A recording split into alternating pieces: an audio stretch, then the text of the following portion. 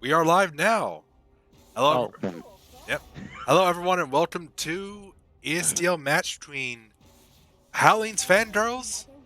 Sorry, my bad. XxHowling's Fangirls and Big Kisses. I'm joined today by. shock. Thank you for How's all it the going, guys? enthusiasm. And I am a Red Crayon. We're pleased to have you here. Now, as we hop right in, we're seeing Mortizer, Nami, and York bands. And then on the other side, we have Fiora, Echo, and waiting for the last man.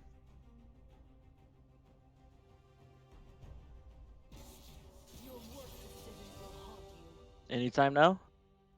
It's the Morgana.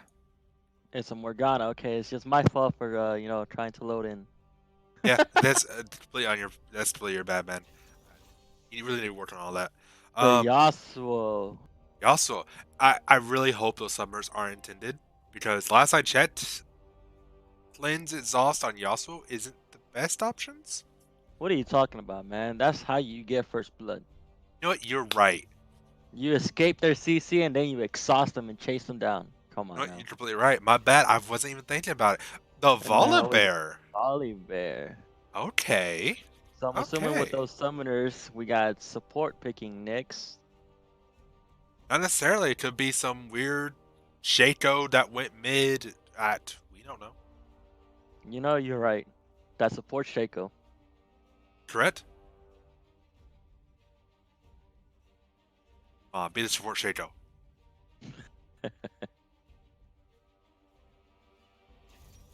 No, it's support Cassiopeia. Tatsupia. There we go. Even better.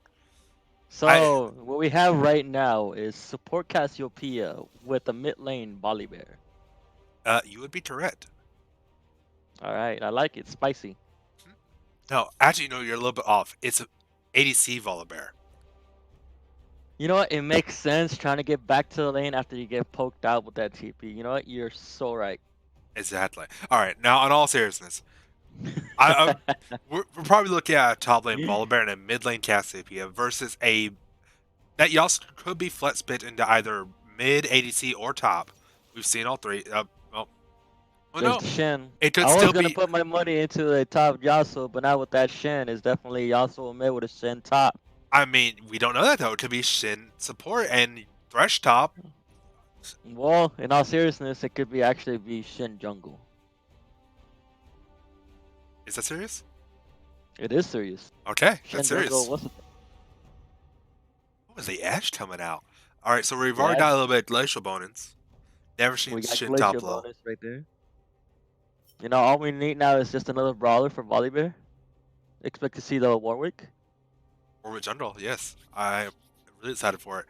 Now, see, only issue is they don't have Cassiopeia in TFT yet. So if you running the Cassiopeia just kind of destroys all synergy on your team. All right, we're playing around with the The torch. Pantheon. So Ban. we've both seen his power recently. He's very strong if you know how to play him properly. He's very strong, especially with that long range on his Q. And we quit. I heard someone like left the lobby. I guess we're no, two people left the lobby. All right. Okay then.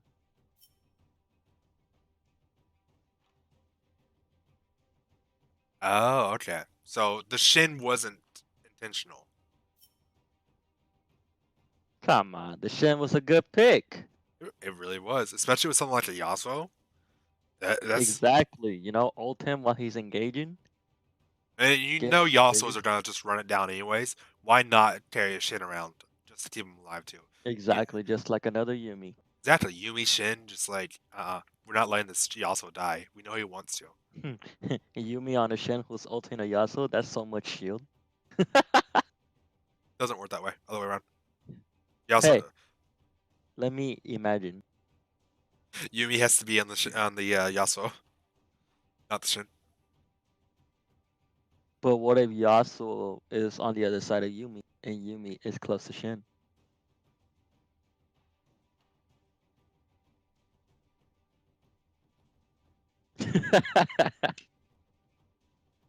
What? Anyways, while we're Uh, trying to reestablish this lobby, I guess. I don't know. yeah, because it seems that everyone has left. in an instant, just like all gone. And the center on the left, we just see an R from the enemy team. Yeah.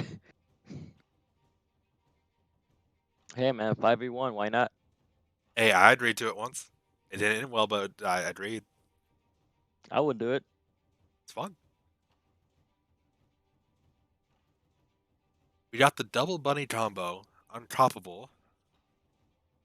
Our boy Light, who it literally just doesn't have a team and just subs every match. Like, I think I've casted or been in a game with him for the last, what, 3 or 4 days now? Somewhere around there. Yeah, yeah, about 4 or 5 days at this point.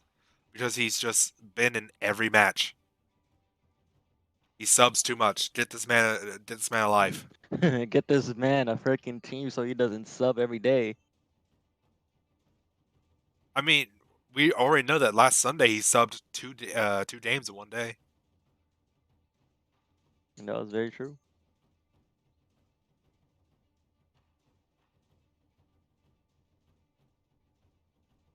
Waiting for the fifth person to show up. Either Twister left the lobby around the same time that oh, I've no idea what's going on then. Oh, there he is, or she. We don't judge. Or it. Right, or it. We don't judge. All right, join the lobby and instantly left. I think this is actual issues rather than just being slow. I think this might be internet or client issues. Can never rule out client issues because Client issues have been a big thing as of lately, especially since 914. and ESDL has always suffered from clients, just custom games in general. Very true.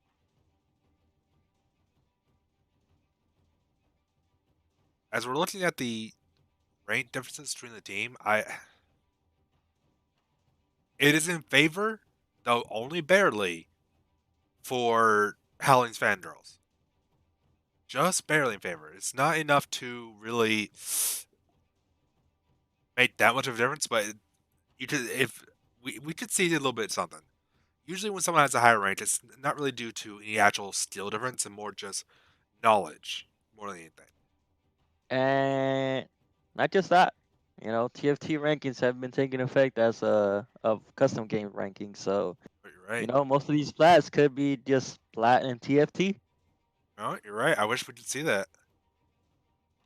I wish there was this little marker over to the side that says solo or duo or That's TFT right. or 3v3, something.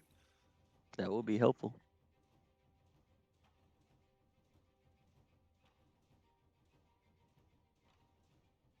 Okay. So now we're talking about auto picks. If I were them, I wouldn't be mad about picking Shen. That's still a good pick, regardless. Right? Because Shin is one of those champions that is just really good. He might not play Shin is the thing though. Very true, but at the same token, Shen doesn't have a very complicated kit. It is very simple and very basic, so it's no difficult on trying to learn how to play Shen, even if it is your first time as a Shen player. The key thing is just basically knowing when to ult, just being on time. That's literally the most difficult thing, you know.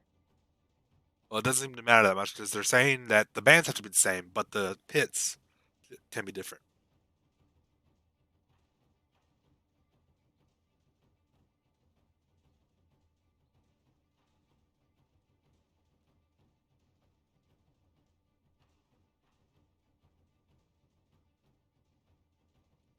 Is it just me, or is the champion select music still going for you? Yeah, I was gonna ask you the same thing, but you know what? I don't mind it. Like, it's very intense. I don't know if the stream can hear it just right, but I mean, I hear it, and it's like it's keeping me pumped. Let's turn out this music a bit.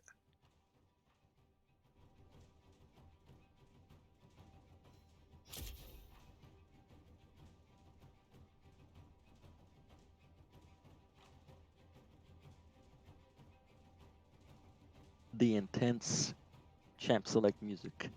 as we sit in the lobby talking about literally nothing because there is nothing to talk about. We saw like 3 pits, which we had no idea where it was going where. We didn't see any counter matchups, and we saw On a couple top of that, bans. on top of that, they're taking 2 of those pigs back, so we don't know what to expect now. Exactly.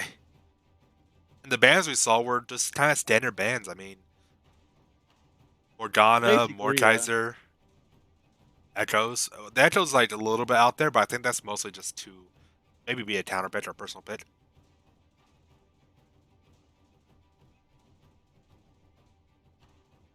I suppose. Well, oh, never mind.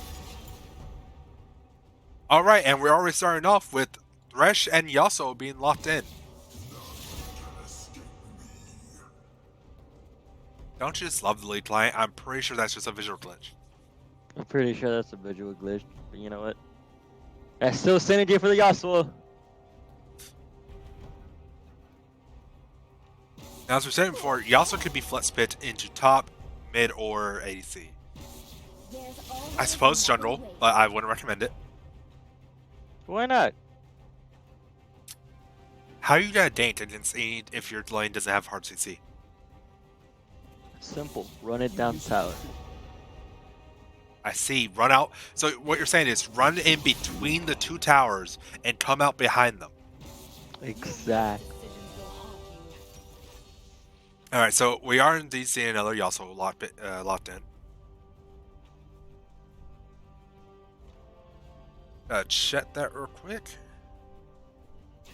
Alright, another Bear.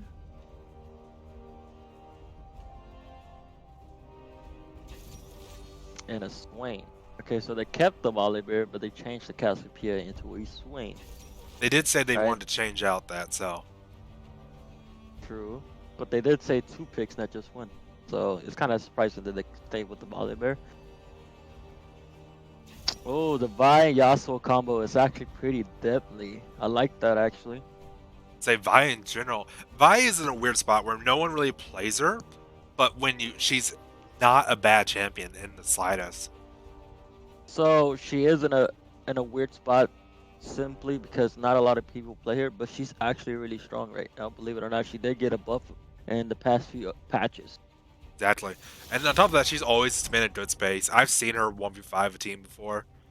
But that was back when Brutalizer was a thing. You know, that was a while ago. Good old days. Right? Back on the old map that looked like a child just colored on it. Every time I think about that, it's so off topic, but every time I think about that map, I just think about that little parody music video of Poppy. Oh lord. I don't know if you ever seen it. But anyways, back to this, guys. Aatrot's been coming out. So they're kind of betting that the Yasuo is the mid or the ADC and not the top lane. There's a Pantheon ban again. Wasn't Pantheon banned for the other team last time? It was.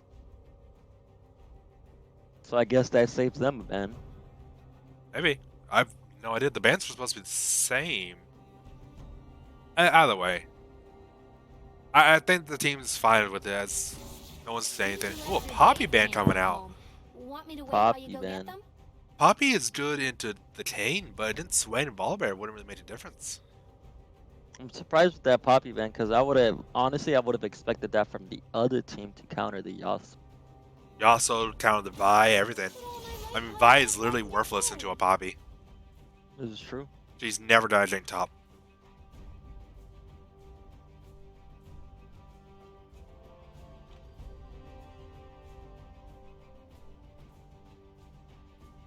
Seen the Lutz ban coming out from the M team. Tristana bit, okay. Tristana is a really great scaler. Good in the early game, scales amazingly. Falls off a little bit in the mid game compared to other ADCs. Takes a little bit longer for a power spice. It honestly depends if she has a lead. She's definitely gonna carry that mid game until like. If she doesn't have lead, then she's gonna be very difficult to come out in the mid game. She's gonna have really tough time, especially against tank. So now we're seeing the Silas pick. How do you feel about that Silas? I'm thinking that's an ADC Yasuo's first off. That right there will answer your question right there with that Renekton pick. That is a Yasuo ADC indeed. And so that means we're looking at a Renekton top, Silas mid, or it could be Silas jungle, but then we'd be looking at a Vi mid, which is just as spicy, probably even more so, with a Yasuo Thresh bot. Now, this is the second time in 2 days that I've seen a Yasuo ADC. And the last time I saw him, popped off. Absolutely destroyed. Demolished everywhere. So I'm interested to see what this guy does. Versus on any team, we see a Tristana Alistar bot lane.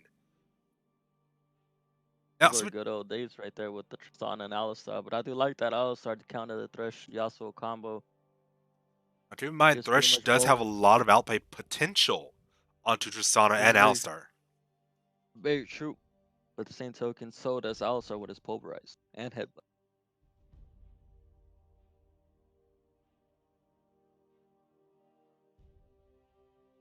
Right, looking at obviously, looking at the summoner spells, we're seeing a lot of knights going down for big kisses versus to double TP on the side of of the Fangirls. We're just gonna refer to him as Fangirls because it's really difficult to say Howling's name every time.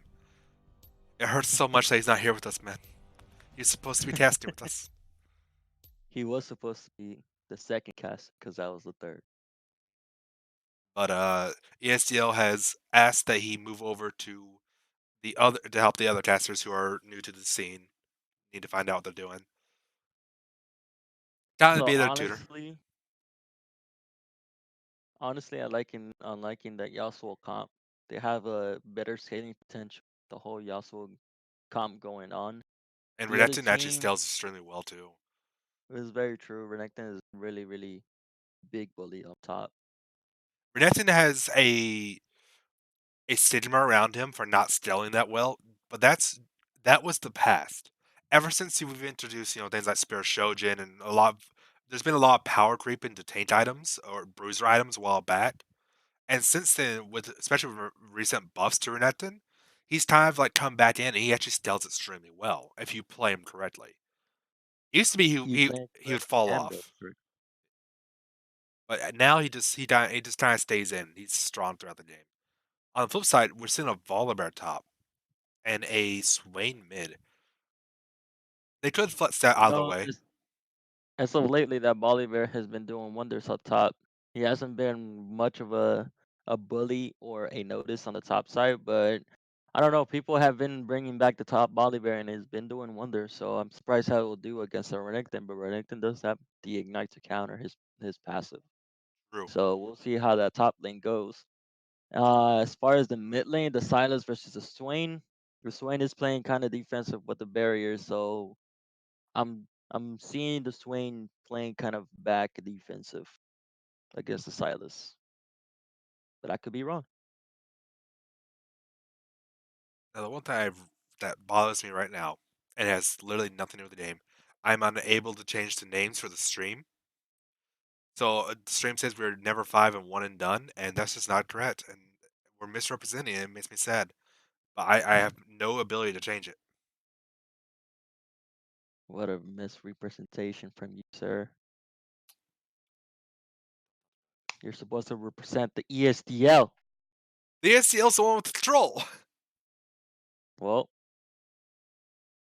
can't say much then. Exactly. Now you see where I'm coming from. All right. I'm interested to see the matchup top. But I'm also interested in the matchup mid. Swain into Silas. I don't think we'll be seeing too many kills unless Swain oversteps. Though the same can be said for Silas. Ever since they buffed Swain and made his Q go through minions, he is so much more poke. And against a melee matchup like Silas, that's gonna be huge. If played correctly, I do see Swain bullying Silas and pre-6 levels, but at the same token, Silas still has the heal from his W, the engage, and then the poke from his passive. So it's actually really tough to call out that mid lane. It just depends on the skill level from both players. So we'll see how that plays out. But honestly, I'm intrigued to see how bot lane plays out. I want to see how that Tristana and Alistar do against the Yasuo and the Thresh. I'm just intrigued to see how they play it. If they play it aggressive, they punished they punished the Yasuo, excuse me. They punished the Yasuo, or they play defensive. As far as I know, it looks like they might be trying to play defensive, but the same token offensive by trying to stay ahead of the Yasuo with the Persona TP. So I was done bring that up. It's Tristana has TP over heal, so fighting against a Thresh Yasuo when Yasuo has his heal and Thresh has the Ignite, it's gonna be a little difficult for them. I mean, they have the counterplay there, but so does the Yasuo Thresh. Yeah, Right. if Thresh plays it well, he can negate any engage from Alistar. This is true. So that's a very good point. Yasuo and Thresh do have the kill potential against Tristana and Alistar bot lane. But Tristana and Alistar do have the XP advantage on the bot side with Tristana TP. True. So we'll see how they play out. Let's go ahead and move everybody into the correct places. Wait, Yeah, it's his bot screen for a little bit. It just kind of happens. no. I'm thinking Peach Light is a mid laner. So you think that's a Tristana mid and Swain bot? No, no, no. I think that's. I think he was supposed to be the mid, but He doesn't play ADC as far as I know. he's going mid. Swain is ADC. Oh my lord! I saw that. Oh, I called it. What the hell? Oh, good thing I saw that, buddy. All right, ladies and gentlemen, we're in for a treat. We're seeing a Tristana mid with a Swain bot. Not too unusual now that I think about it. Both have been played in those respective lanes lately, but still. I like the twist. I like the twist. We were just looking at the champions, not the freaking players. Holy, that's a good twist right there. Yeah. And that The changes a lot. advantage. How does Swain Alistar deal with Yasuo and Oh, look at Thresh? the top. Yasuo, I mean not Yasuo, Volibear and Renekton trading. Oh, Volibear started with Q. Oh, okay, Kane is coming up. And Oh, Tristana Tristana. walking up quickly to match that. Try to do a little bit something. But, So it looks like they're pinging for their blue. I mean, they're pretty confident that Vi is starting red side, so. Very true. And then they Kane is just pushed starting the out Renekton. Wolves. That's actually pretty free for him because he does camps in general very well. Alistar and Swain starting in separate pushes, opting not to push their early push going. Might be giving up lane control with that. Ooh, the hook coming out immediately, hooking the Swain. I see Almost, it. almost literally nothing comes of it. There's nothing he can do. It's only a level 1 Yasuo. Honestly, I would have just saved the hook. Or a better In all time to. honesty, in all honesty, I would have started with the flay just to get the empowered autos to poke out Swain. Yeah, it all depends Like, on whether or not you think you have kill pressure, the chance for it. so As Kane actually started Vi's Wolves, and actually Vi met him at blue buff, but Kane actually still ended up with blue buff. smite it away, That's and which means he's gonna do his own red and probably his own blue too. So she's gonna be out of the blue buff entirely, and he's gonna be that's a way lot ahead of in XP. CS. Kind of, yeah, it's kind of a lot of XP. It's negated her. She doesn't do her wolf, she doesn't do her blue. Meanwhile, he gets all of it. Ooh, flipping them into minions. Oh, the damage from Volibear's E when they're in the air is insane. But Volibear was fighting minions, so he couldn't chase that any further. Ooh, Thresh goes in the bot lane, gets the Yo, flay. Thresh bot lane. Swain flashing away, gets ignited, auto by Thresh. Thresh does have flash, but he's not gonna flash for it. If he had all the minion, the E damage, E passive flay damage Whoa! might have been enough. Don't forget that Swain also has barrier. True. I'm surprised he didn't use it at that fight. He I would opted have to use used it flash just to instead. get into. Yeah, I would have used it just to gain a little more HP, save some HP so I can stay in lane safely. Now he's kind of in a bind right now. Nah, Oh, he's already never back to full mind. HP. He You healed a lot. Yeah, he healed a lot. have to remember it's Alistar support. Alistar has Relic Shield and his passive. It's not a Very lot, but true. it's something. Oh, it's Ooh, enough to get him to have HP, if not Volibear a little bit flipped higher. and roared inside of the middle of Volibear's minion wave, taking a lot of damage.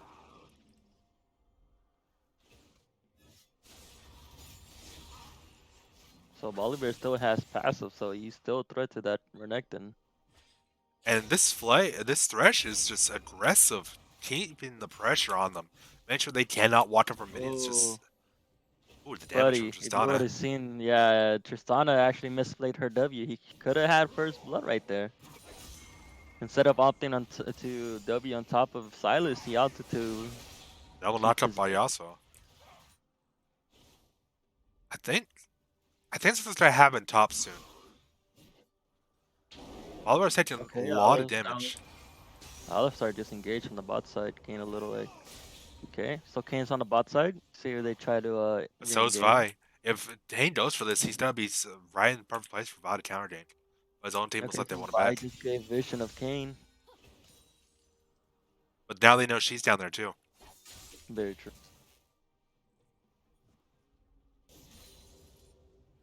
Tristan is keeping the pressure mid side. It looks like Silas is gonna back. It's still arranged in the melee matchup, so.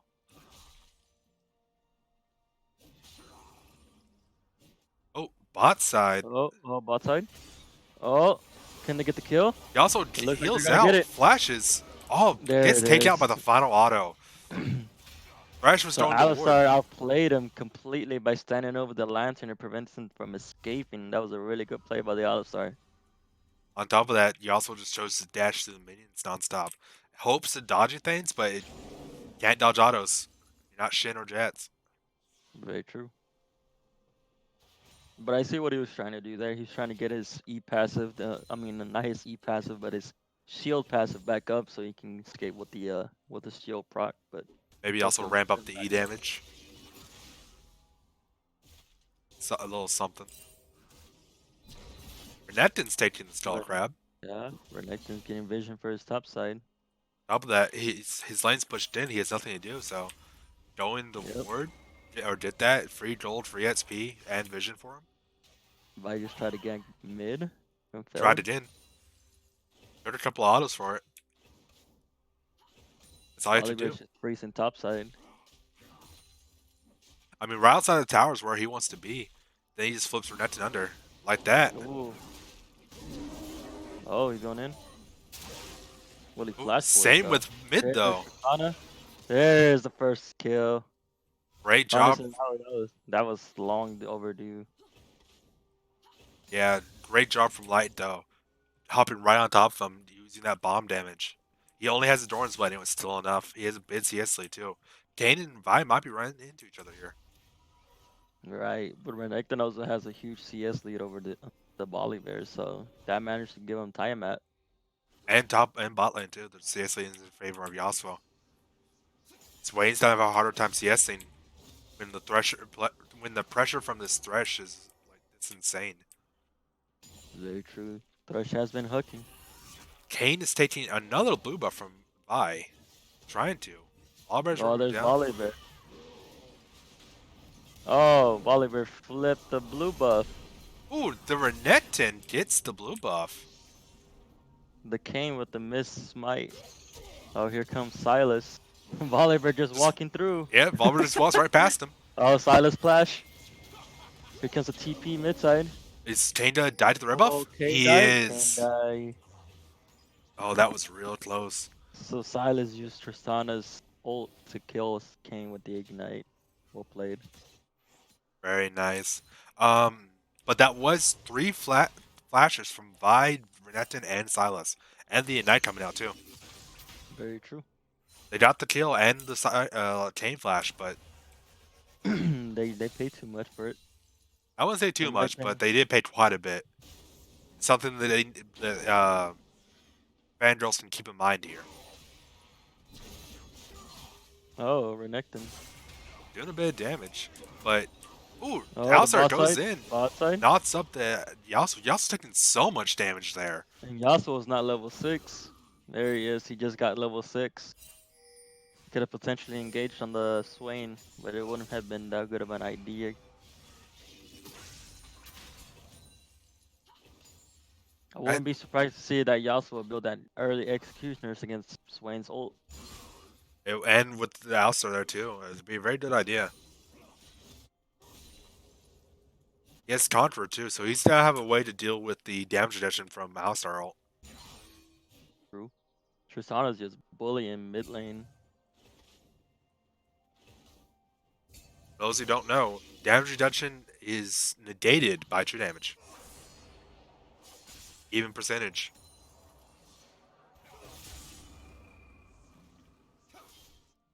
Vi might be coming mid.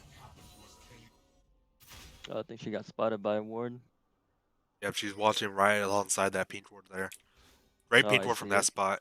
That's exactly where you want wards. You don't want wards directly in these bushes to the side of the lanes. Those, by the time someone walks across those wards, chances are they're already within range to kill you. Let's be honest. But putting Well, they wards, spotted Vi on the bot side too. So they're just gonna freeze lane right here. Good job by them. I'll say they made up the CS difference between Swain and Yasuo too. Very true, only the difference. And top lane's made up too. Renekton's going to be able to deal a bit of it back here. Probably be roughly 10 ahead, but The Bear Russian ninja top guys and compared another top to tower. compared to the Renekton's time at so Honestly, it's a good idea too, because like when you're even just a little bit of gold behind, building damage with someone who's going to have more damage than you isn't going to work out for you. Going armor to negate all the damage he builds is going to help out, especially ninja dabbing especially against someone like Renekton. especially when Bear does percent health damage with his W. So he really doesn't necessarily need damage items. He can just build tanky and do enough damage to fight next. Correct. I suspect a Randuin's coming out very soon. Because right You know now what? this I kind of predict him building Thornmill. I expect that coming Or out first, but I do expect Randuin's eventually. Because looking at oh, the most team, definitely because of Yasuo. Most exactly. definitely. But considering his lane, who he's fighting, I see the Thornmill coming in first. If not, it's gonna be Sunfire Kate. Yep. Seeing a plate going down for Swain and Alstar. Thresh trying to engage. Vi's Oh, coming here around comes too. Vi. Doesn't hit the Q. Ulting by Swain, just keeping them all locked in, Oh, healing so much. just the Thresh play. He missed the hook. Swain trying to Swain is walk still him down. going in. I don't know if going in is the right option here. Alistar barely escapes. Swain flashed from the wall to get out of him. Oh, nice, nice. Okay, they're gonna re-engage. Ooh, knocking Oh, Vi over the wall. Thresh hooking the Alstar. but Tristana comes Tristana in, comes just in kills the time. Vi. Going to get the kill onto Yasuo too. Oh, Oh, there it goes. Oh, no. Nice knockup oh, from oh. Yasuo. He's going to get out here. He is gonna get out here. The Tristana misplayed the W. The rocket jump was misplayed by the Tristana. That's a shame. And when she flashed the final auto, she flashed directly into a tornado. So Correct.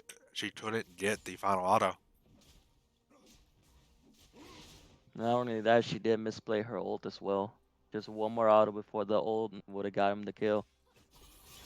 Meanwhile, Kane is soloing Rift Herald while everything's going on around the map. I mean, that's a good thing for him. Like, there's no guarantee he could have got to the fight in time.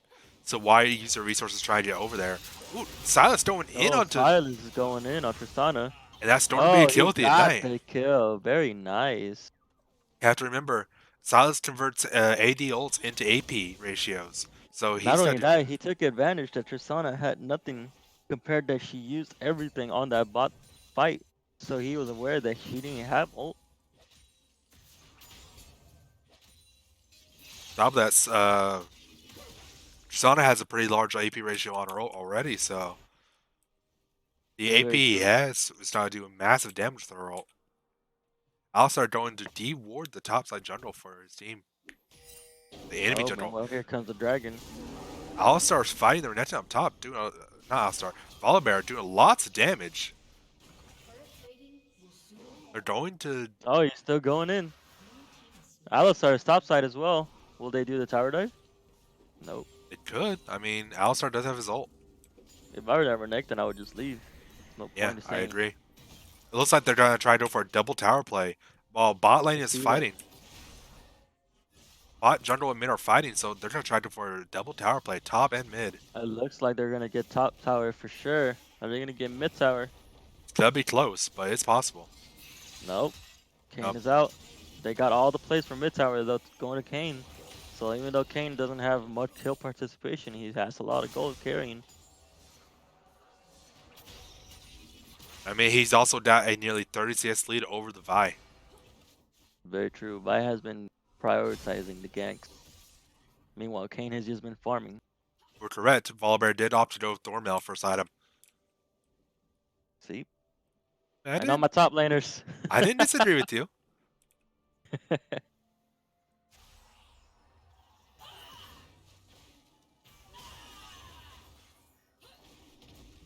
There's the mid tower. They lost a lot of gold right there.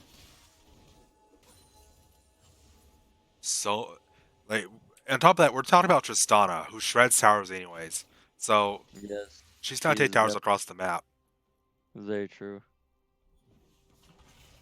Right now, we're looking at a 2-tower lead for Howling's Fangirls, and a 1-kill lead. So we're looking at 3K gold. Yeah, Howling's Fangirls got a lot of gold from that top and mid tower when Big Kisses was just Oh, chasing a kill on the bot jungle. little bit of a fight going on Oh, up what top. is Kane that? goes over the gain, gets the flip on to Renekton. Renekton ults, trying to survive, but it's not gonna be No, that is enough. a kill. That is a kill. Good job. Even with the Ignite onto Volibear, Volibear just built straight armor. Oh, But we're bot seeing a side though. 4-man 4-man gank. gank on the bot side. Alistar trying to keep the Swain alive. Swain doesn't have ult. That's a good kill on the Swain. Will Alistar be able to escape? No, I Nope, don't that's a think hook so. right there. Oh, the mastery flash. That's not allowed, my friend. That's most certainly not allowed. It looks like they're going to hit their first tower for the team here, though. 3 It people was a still good around. 4-man gank. Very good. Colleen's Fangirls did not have much vision on the bot side, so it was a good opportunity to seek by them, And then by blue team. Alistar tried to save Swain, but they just ran past Alistar. They decided, you know what? Tank doesn't matter. Get the ADC first. Or in this case, APC. Well, not just that, Volibear had a good hit, but on the Vi Lantern transportation, but the same token, they had too many people down there.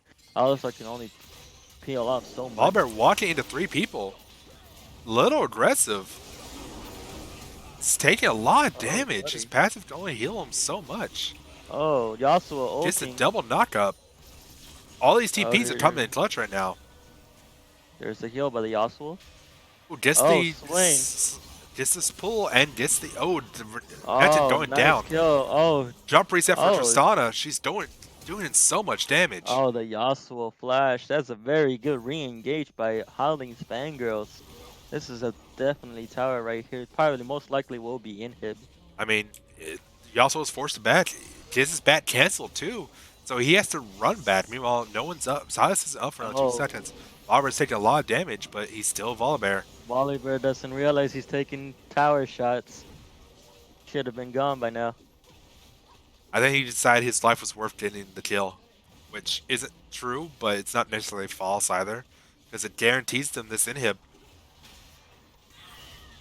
Or not. Or will it? Or Volibear will it? ults onto the Tristana. Tristana hops out. It's doing so much damage to Vi. Vi has no She's still armor, doing a lot of damage. The Tristana is so ahead. right? Tristana sits in 1. It's shredding Silas too. Oh, will she jump into the Yasuo though? Oh, Yep. there it is. But he also did not have his ult Yasuo yet. knows. Yeah, he did not have his ult. That is a quadra It for is my the boy. Quadra. Beach Light. And now they're getting the inhibitor. Now the inhibitor. Oh, is he going for the Penta? He is, but He going for the Penta? he's just gonna die for it. Oh. he Meanwhile, did. He got too greedy. Volibear teleported down bot to get this first tower bot. Ocean Dragon's Should coming up just soon. focus the inhib tower. That's the second mastery flash from Thresh this game. This is very true.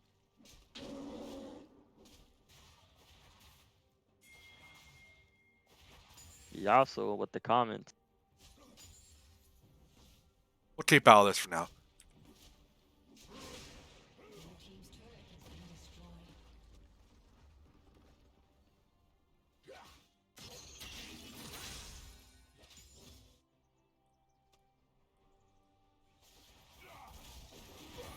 Alan Fangirls was standing at free Ocean Drake. Vi was topside, unable to really do anything.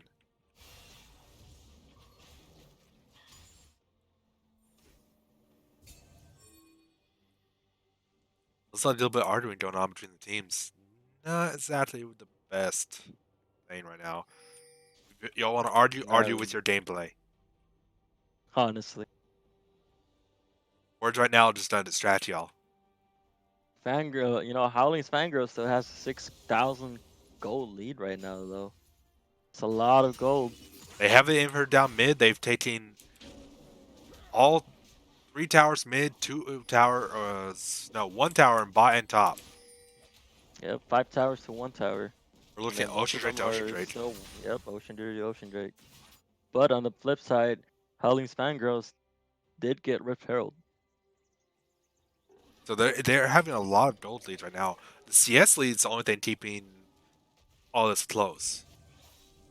I say that, but Kane is 50, 60 ahead. And there's another kill for the Tristana. Strana's 9 and 2, just so far ahead right now. Honestly, the jungler's dead. They could go for a Baron. It wouldn't be the worst Very call. true. Or they could just try and bait it. Last time out from Netin. Looks like they're just pushing down mid. Then so. Tristana's going up top to push that wave in. Tristana's gonna 2v1. I see it. No, she Light's just backing out No. there. It's going in on to Swain and Alistar. Oh, there's the 4 men on the side, on the Swain and Alistar. Ooh, the damage coming out though. Oh, will he escape Swain though? flashing out with his ult. He always uses his barrier. Silas Flash. Oh, the blasting cone. Meanwhile, Tristana's just pushing on top. She's taking these towers. Remember what we said earlier? Tristana shreds towers and look at it go. They were overcommitting to trying to kill the Swain. Meanwhile, they paid for the prize. They paid the price trying to Tristana getting these towers. They got this Alistar, but that was it. And meanwhile, they're losing bottom tier 2 as well. Now it's an 8,000 gold lead for Howling's Fangirls. Fangirls definitely has the reign right now. What they if Bitches once it comes back, they really need to stop over his kills. Recognize that they have a Yasuo who is their win. Yasuo is the win condition. Work around him. Try and scale him back into this game. That is their comp right there. They have to have tower dive or even just ult the Tristana so they can prevent Tristana from getting all these towers. They also need to respond to all the 4-1s that they're doing. Silas doing a lot of damage onto Tristana, but Tristana's just so far ahead, but still nearly died. Really close. Yeah, considering how that started, that was insanely close. Oh, Yasuo gets the ult on bot side. He heals. God, looks like they're getting a kill on the Volibear. Now it's a 3v3. There's a good hook from Thresh. Lots of damage on the Canes. Yasuo's doing so much damage. Double knockdown protection is double kill. And Thresh getting another nice hook. That was very good fight 3v4. But they still paid the price. Tristana is just pushing topside, getting towers and inhibs. Tristana is the issue. And now your Yasuo and your Netin are really got back into the game after that fight.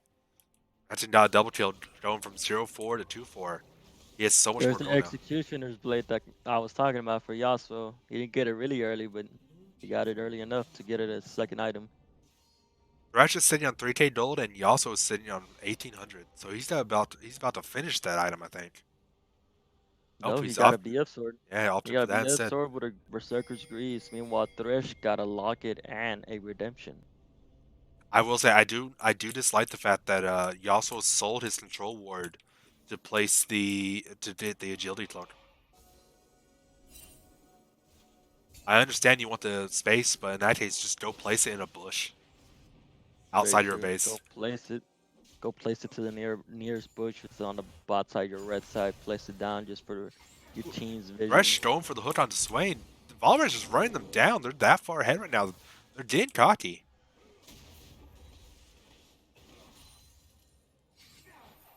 Unless Thresh gets a the nice Swain hook. close to die. There's the ult. Silas goes in with Swain ult. Doesn't quite get it off though. He's just knocked out by the Tristana ult. There's the Vi ulting. There's the good Yasuo ult. Tristana have Tristana's really no low. HP. Forced to flash out. Right now, there's Kane in the middle of them all.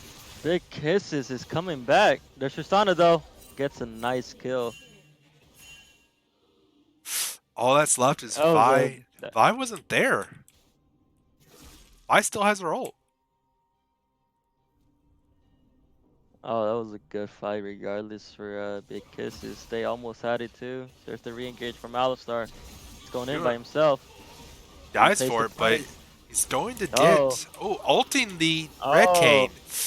Not who you want to oh. ult. Tristana is just too far ahead. If you want to ult anyone, it has to be that Tristana. Tristana's the It only has to be threat. Tristana. Like, don't get me wrong. Kane's powerful. Swain's powerful. But The 12 and 2 Tristana is your priority right now. you can fight those other champions. That Tristana you can't fight. You don't have an ADC yet. He also has yet to finish his IE. And that is his power spike. Right now he only has the defensive item with the Phantom Dancer, but he needs power spike with the Infinity Edge. I believe he needs roughly 1,500 gold for it. Pitats plus combined cost.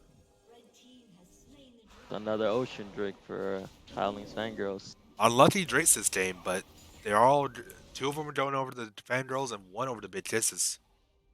Right, but Ocean Dragon still gives the empowered healing to Fangirls so they can constantly get these skirmishes on their favor.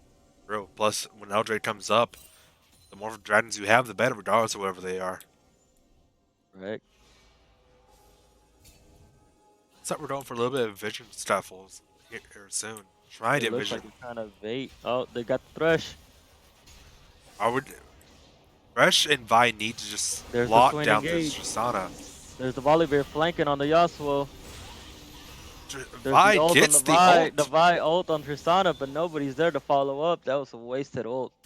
And now the jungler's dead, so now there's the Baron right there. On That top of was a that, really, three really inhibitors are bad down in their call. base, so you've got multiple super minions just knocking down these towers.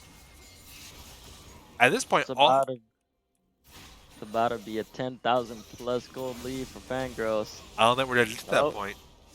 nope. Just 300 gold, 500 gold short.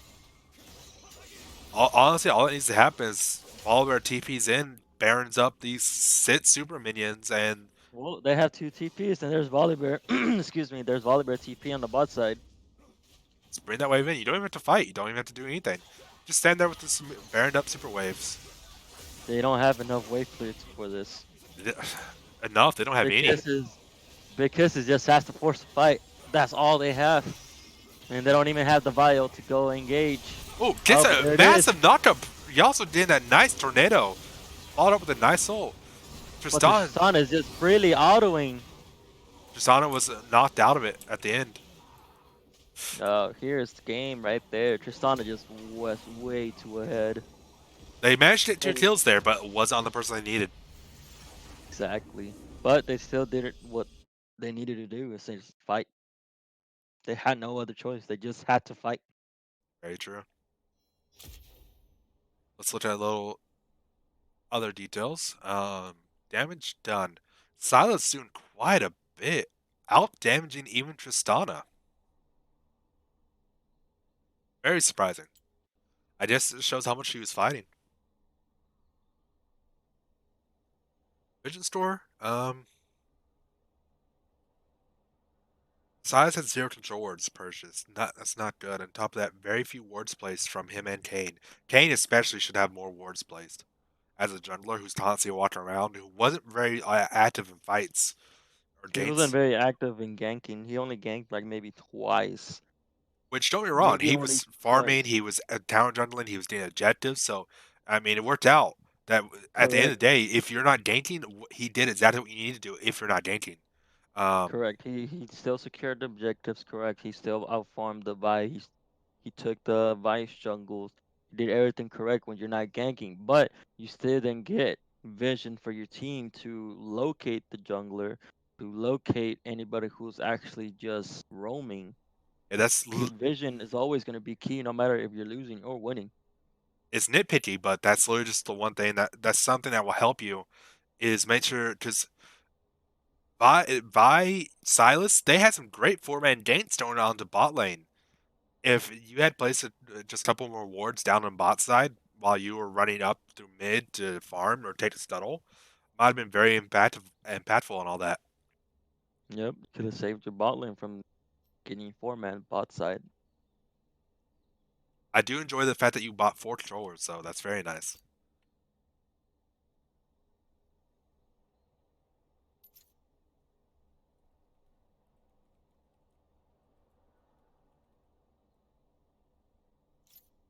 I like how he has 4 control wards purchased, but only 3 wards placed.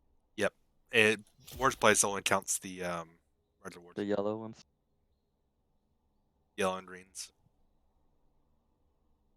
Greens, you mean blue? Nope, greens. Support wards from Sightstone are green.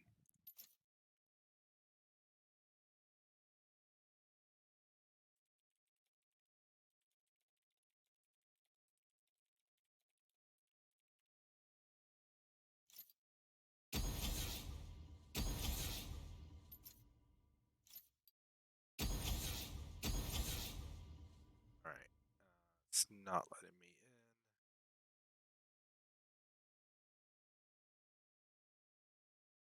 Yeah, it's not letting me in either. in. Try this.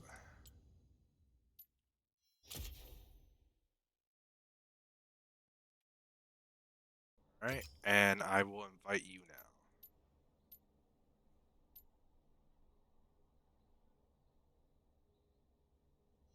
Nope, It's not letting you in. All right, I'm going nope. to post the code to you directly, and you just join off the play thing.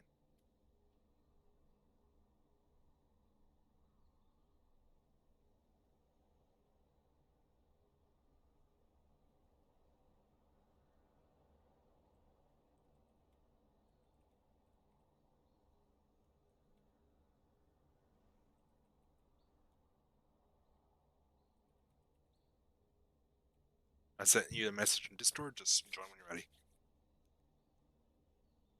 There you go.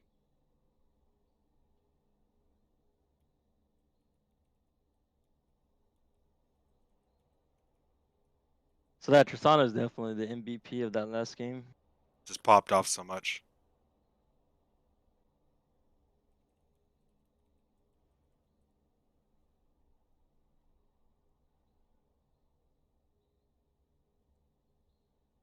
As we get ready to hop into the second game, at least in bit and ban phase,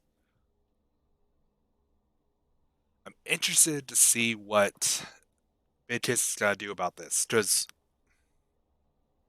the issue with their team was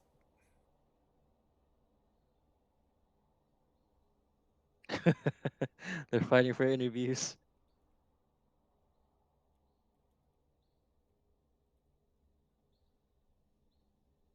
Mira. Light basically solo carried the game. Hello, Mira. He was what was it? It was like 12 12, and 2. 12 and 2 with Tristana mid.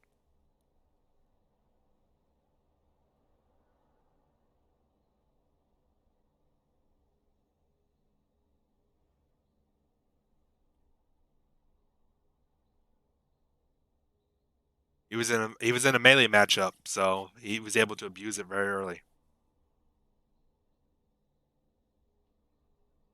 14 and 2. My bad. Light was 14 and 2.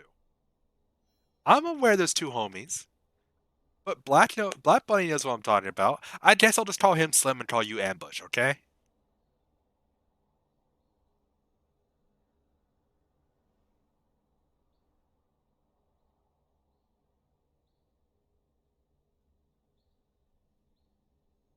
Would you prefer that, Slim and Ambush? Sorry, I wasn't paying attention. Ambush and who? Now there's two bunnies, Black Bunny and Icy Bunny. Right. They're getting on to me about that. The same bunny. Slim and Ambush. Yeah, I'm just gonna call him Slim and Ambush from now on. Holy crap, I accidentally turned up my sound and now it's so loud. Anyone watching the stream, tell me if there's any audio issues. I'll go ahead and fix that real quick while I can.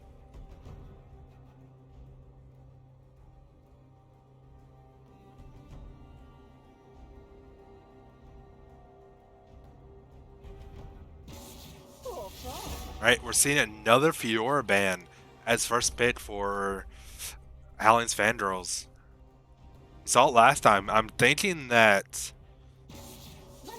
Oh, there's the Tristana bin. Not surprised. Yeah, not surprised at all. That was very necessary. Tristana just was such a carry last game.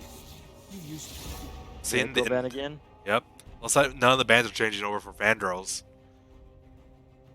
I'm curious to see what they're gonna do about this. This last game was a little bit rough for them. They didn't have the pressure they needed. None of the people they needed to had got ahead. Or ban coming out. Okay. It was banned last time, I believe. Was it? I wasn't paying that much attention. I believe it was. We were talking a lot of crap last game. So. Gone ban coming out. Smart. That's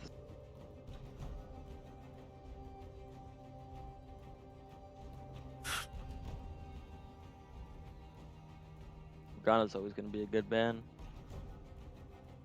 Always. Just always. The weak fear the game ban. Fear controls them. It's kind of interesting. Kane didn't do much last game other than get objectives. Yeah, but once he turned Red Kane, he was a very unkillable force. Oh, Mundo. Ooh. You know from experience, Mundo's spicy up there in the top lane. They might have seen my game. No. I mean, hey, Light was in our game. It's very true. Light was our mid laner that game, so who knows? He could have influenced that top lane pick. Ooh, we're seeing the Aatrox. Aatrox on top side. Aatrox was banned out last game, so this will be interesting to see. So, I'm looking at all this, and Halloween's Fangirls are banning out a lot of personal picks, it looks like. While Bid Kisses is banning out things that they've seen are already bid. Graves, okay. Not in a good position right now, so we'll see how they play that out. It might be something he's personally good at, though. And in my experience, no matter where a champion is in a league, obviously meta, all that is important to some extent, but your ability to play a champion overrides all of it. Very true, very true. We don't know if he's a one-trick Graves. Ooh, the Mordekaiser coming out. Okay. That's a lot of tank right there. That's a lot of damage right there. That's a front line that's gonna run you down and there's nothing you can do about it. You're talking about Mundo, right? I'm talking about both of them. Just let me tell you exactly what happens. Mundo runs into a team. Mordekaiser falling out behind. Mord ults the AE carry, who's the only one who can even hurt Mundo. And then Mundo's just tanking people that can't even kill him. Exactly. The Nocturne pick, though. Nocturne's not seeing a lot. We've seen him a bit recently. I saw him in the other games, and he was very powerful. He's a good pick if you know how to play him. And in a game like this, where they need a little bit more burst. The Yasuo pick again. Yes, but this time it's not going over to... No, it's... Yeah, no, that's right. It's the same team. Yeah, same team. Got a little confused there in my head. Now, do you think they're going to use Yasuo in the bot lane again? Or are they going to move him to mid lane? I think it's going to be bot lane based on who has him currently. But I want to keep something like in front of your head right now. They're a full AD team. Aatrox, Graves, Yasuo, and we've already seen two super tank, or we've seen a super tank and a beefy mage. They banned the two supports right there from last game, Thresh and Alistar. Good choice. Thresh works the same well with Yasuo, banning out the Alistar because that was something that messed them up a lot. The Caitlyn ban coming out. Really, really big bully against Yasuo bot lane, so I'm leaning towards that's a bot lane Yasuo again. And she's very good into something like Graves' jungle too, because he has a hard time getting on top of her. Very true. Not only that, Graves is going to have a hard time against that Mordekaiser Dr. does. Yes, very true. They Yes, gotta pick a lot of good to AP know. heavies these next picks. Ooh, the Taliban coming out. Okay. I will say, on release Graves on rework, stupid. I walked up to a 5,000 HP full armor Cho'Gath and one shot him. On release, on rework Graves was just ridiculous. It was not okay. A Pike. Okay, we're seeing Okay. more AD, but Pike is actually a pretty decent champion to get Yasuo ahead because it allows Very kills very easily in the bot lane. Doesn't synergize too well with Yasuo's ult, but it does Well, allow. he does have the Q. As long as he has the Q, he can throw him over him, and that's pretty much a little knockup for Yasuo to ult. No, it doesn't pull over you. It still pulls If it's him a point blank, little. if it's point blank, it will. I'm not sure if that counts as a knockup though. It should, but I don't know. We'll see. I haven't actually played around it, so honestly, I'm not sure. I'm just thinking that it should. We'll see. Flip side, we're seeing Soraka, Lucian, but Light is the one pitching Lucian the Lucian. mid. And the Lucian Orianna coming out. Okay, so there's a heavy AP control mage. That actually fills a lot of the gaps in their team. On top of that, her ult But can they be. haven't locked him in. You're correct. They could change that around. It is a good pick for the Yasuo. Let's see if they actually lock it in though.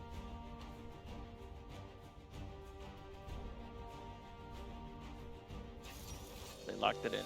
All right. Now we're looking at this. Like that does fill in a lot of the gaps in their team. Aatrox has knockouts for Yasuo. Orianna has a not hit her ult for the Yasuo.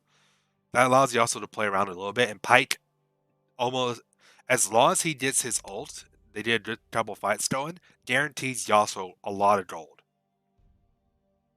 Because a lot of the problem last game was that Yasuo just didn't get anything in lane. Very true. Yasuo just put behind. Pike should hopefully come out and remedy that. Honestly, I would not have minded another Vi pick for their jungler if they were gonna go another Yasuo bot. The Vi is just a more better pick for the Yasuo comps because Yasuo can just ult when Vi ults, and that's a lot of damage. I mean, if we're gonna look at it like that, we could also look at a Malphite jungle Well, Malphite top too. with the Aatrox jungle. I Seven. mean, there's a lot of ways it could have worked out, but I think we're going less on a synergy pitch and more of a personal pick for the Graves, is my guess.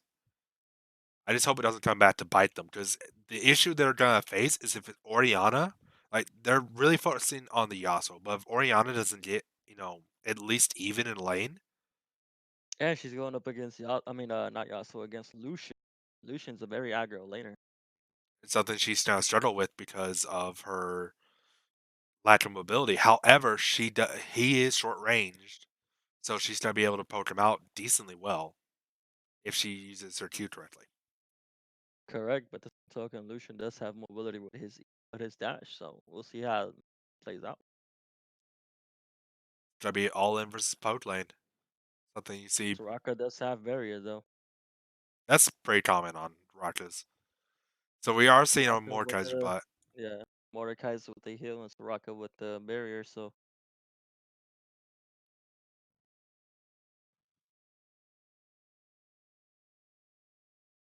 Honestly, I'm just concerned about the Braves more than anything. Like we keep talking about, I keep saying it's probably a personal pitch. It's probably a personal pitch, and something he just wants to be able to do something himself. But it's a full AD team. It's slowly Oriana, and that worries me into a Mordekaiser Mundo with a Raka. exactly, not just Mundo and Mordekaiser, but they also have a Raka. That's a lot of healing. On top of that, Graves is more of a bursty champion with his build. So it's gonna be really hard to burst down Mordekaiser and Mundo, especially with a Soraka. Graves and Nocturne. Graves does win that depending on how it's played. Because if they're both equally fed, we're looking 20-0, not turning into Graves. Um, when Nocturne goes on the Graves, if he doesn't instantly one-shot him, Graves will turn around and instantly one-shot Nocturne. So it just turns into who kills who first. But Lucian to Graves, I believe that favors more into Lucian. Favors into Lucian because he can dash outside of Graves' abilities. Keep Graves at a little bit distance, doesn't take the full damage from Graves autos. Not only that, you can outplay Graves by just fighting within your. Okay, in and out again. Said that not only that, you can outplay the Graves by playing around your minions. So if Lucian is fighting around his creeps when Grave ganks, Graves is just mainly gonna damage the creeps over damaging Lucian. That's true. You're correct. All right, as we hop into the second game, we'll see whether or not our concerns are addressed or not, whether or not we are right in being worried.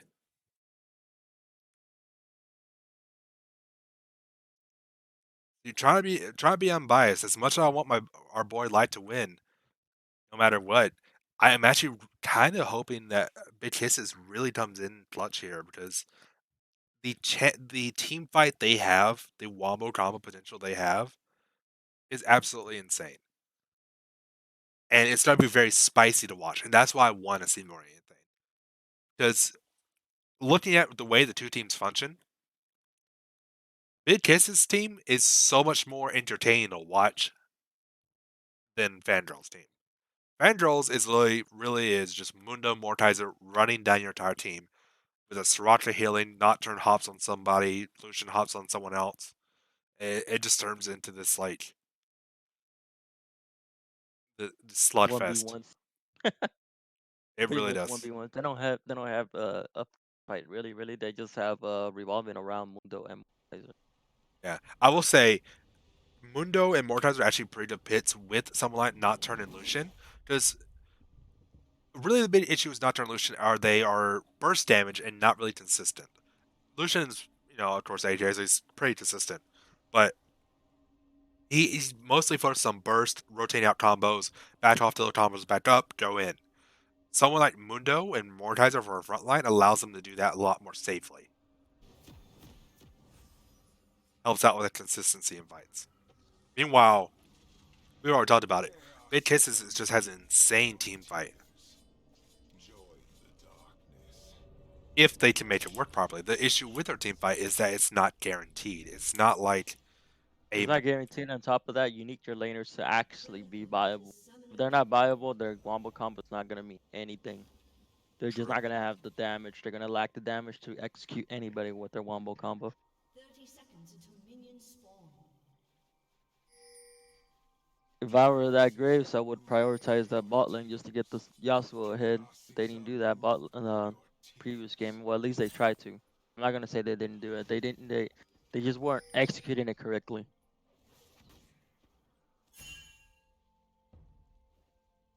As we move all the people in the correct spots.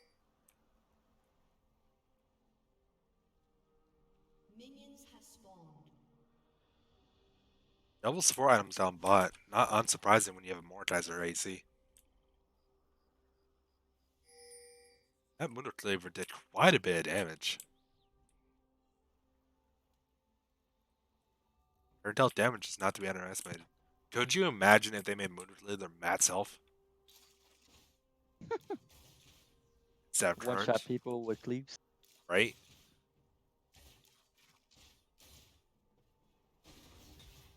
Honestly, considering Riot's tendencies, I wouldn't be that surprised.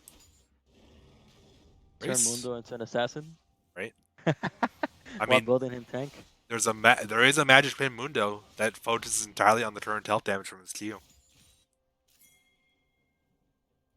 Rave's going for the red. Peanut is on his way there because, I mean, not understandably, last game he had dealt with being town general a lot. Queuing directly into the wall. Meanwhile, Lucian's just being a bully to the Oriana, Running her down. forcing her to already use one more in one pot. She's just down to one health potion right now.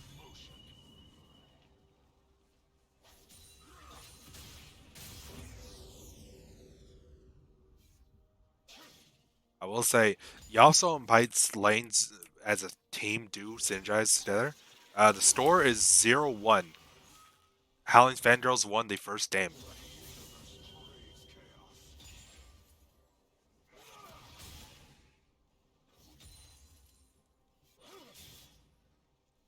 Alright, now we just hop into the second game to just run a bit.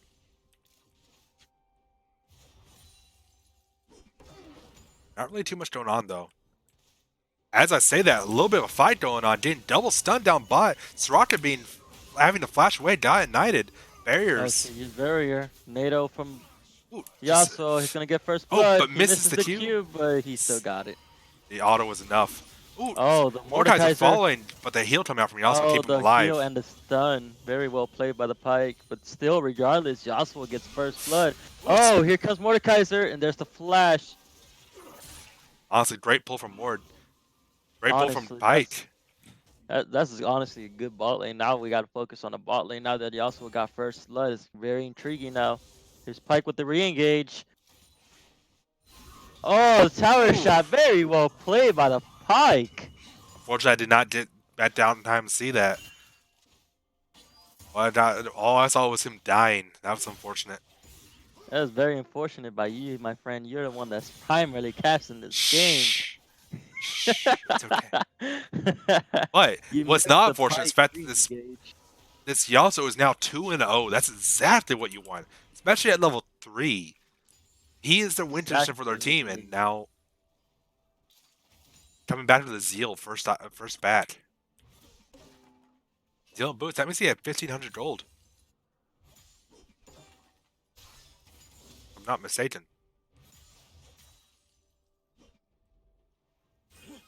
Lucian doing lots of damage to this Orianna, but using a lot of mana. They're both low on it, though. Seems that Orianna is using her mana mostly to clear the wave. That's all you got to do. That's all you can do, basically. Oh, Aatrox is mid. Aatrox is mid. Oh, Lucian there's the forced flash the by flash. Lucian. Orianna no mana, so I don't. Take a look at the bot lane now. Pike's re-engaging.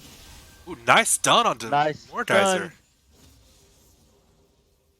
Well, I know people that don't like the mouse cursor, but I'm gonna use the mouse cursor. Ooh, nice pull from Pike. Oh, not to Grace is follow bot up. side. Lots of damage coming out.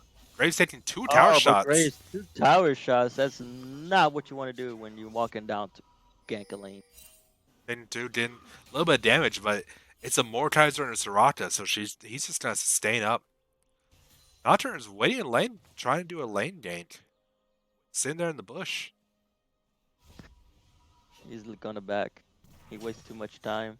I mean, he tried to back earlier and nope, he's doing. Oh no! Ah, he walked out of it. Oh, he walked out. He gave vision. Yeah, now he has to back. He wasted a lot of time Oh. there. Silence coming out, making sure that Pike can Mordekaiser is pull. engaging on bot side. Nice silence from Soraka, making sure that Pike can't pull them in. Where he actually missed the pool. Oh, did he? Yep. I just assumed she silenced it because I didn't see it go off. I will say, Yasuo is someone who's very annoying for Soraka. She can silence him and make sure he can't E around, but it's not easy for her to land her Qs on him.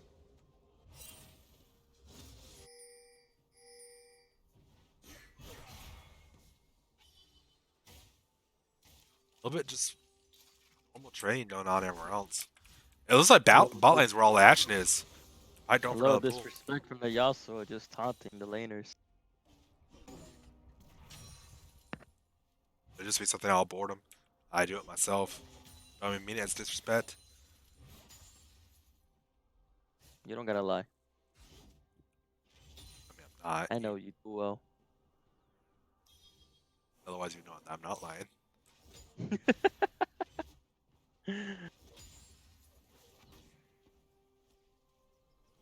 Down but There's really not much going on. Just Mundo farming topside. But Aatrox does land 2 Qs. Yeah, he's landed a couple of Qs, but then Mundo goes back to farm his Oh. cleaver.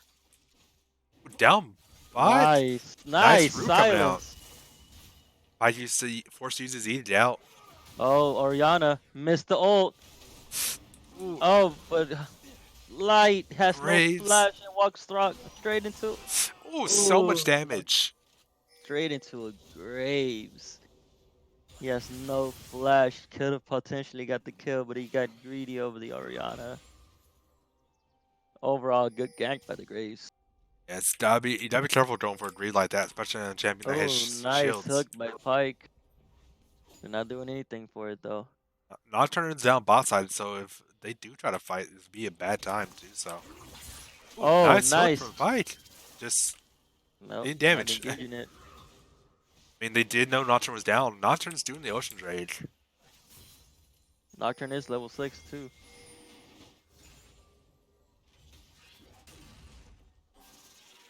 Look for another pull, but it's more like just giving pressure, because even if they land the Pike pull, there's not really be able to do much.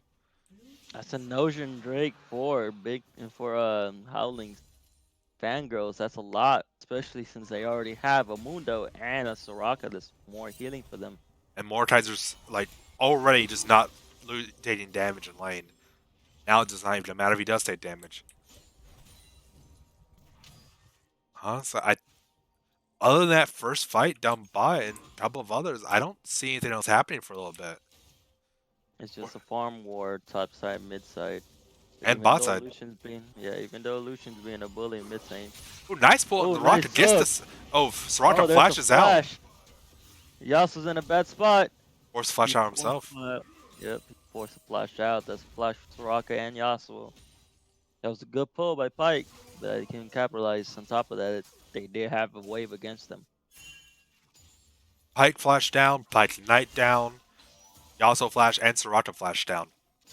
So Oriana is actually fighting back against Lucian, doing She's- sizable damage against him. Hey, you know what caused it? That Graves gank. No. That did help. It helped him a lot. But she got her last chapter. Oriana can't really do much in lane until she has that first lost chapter because she just does not have the mana to do anything. She doesn't really do damage. Oh, nice. Oh, they're gonna get the. Oh, there's Ooh, the that Soraka. Nocturne's low. Oh, Lucian gets the kill. Does he Flash get the is on. double? Nocturne ulti. Nocturne comes back with the ult. Nice. Outplay. They had the potential to get the double kill, but Soraka comes in clutch with the ult. And that's something you have to be really careful of when there's a Raka. Raka, Shin, champions like that, you have to be so careful because 1 second and you could be 1 second you're fighting a low HP 2v1, or in the next second it's a 2v2, they're full HP, massive shields, who knows?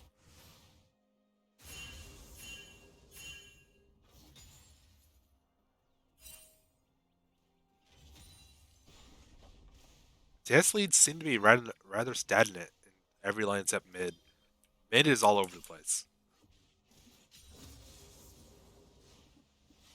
Nocturne doing the stall crab. Looks like Pike's gonna find him, but nope.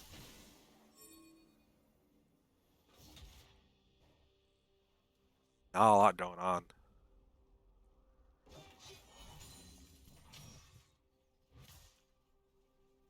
Either way, both teams are going to the executioners for sure. Most definitely. Ooh, triple knockup going, or double knockup at least going on to Mundo, but it's a Mundo. Aatrox does have a knight, but I don't know if that's gonna be enough really. So level 1 ult for Mundo is gonna stop it, but once Mundo starts getting Spirit Visage, level 2 ult is not gonna matter too much unless Aatrox has enough damage to capitalize on it. Meanwhile, Yasuo is engaging on the Graves, who's alone. Pike and Graves are Mordekaiser's coming forced in. to flash and heal. So Rocker's right there to heal him back up. It's a knockup. Yasuo does not have his ult though. Lucian Lucian down is bot. offline. Ooh, uses trolling. Pike misses the stun. Mordekaiser takes Graves in the Shadow Realm. Nice Yeah. kill for the Mordekaiser. Oh, Graves nice tried. pull. Ooh, Oh, Yasuo heals. Yasuo forced to heal. Damn, and Pike gets the Ignite off onto Lucian. Lucian doing so much damage. Here comes the Oriana though. And Oh, the there's the execution execute. in by Pike. Oh, nice ult Nice from... Oriana. Nice double kill for And Pike. Barrier does Oriana. not stop Pike ult. Shields do nothing to it. That's a wasted They summer need to spell. learn that. They're gonna let a lot of gold on the bot side. Got 2 kills. I think one of them was a shutdown, I think. No shutdowns. No But shutdowns, but they got 3 turret plates. 2 kills and about 3 to. reverse plates. It's huge for them. Meanwhile, And then Howling's Fangirls just got a. Rift Herald not Yeah. making that play, just making that decision, saying, hey, they're taking this down here. We can't really stop them. I'm going to take this. Well, we know where Looks everyone like else. Mundo might be getting pinched. Nah, Nope, then he's trying to do the pinching. No. Aatrox not wanting to do it. I don't think Aatrox wants to fight this Mundo. I don't think so either.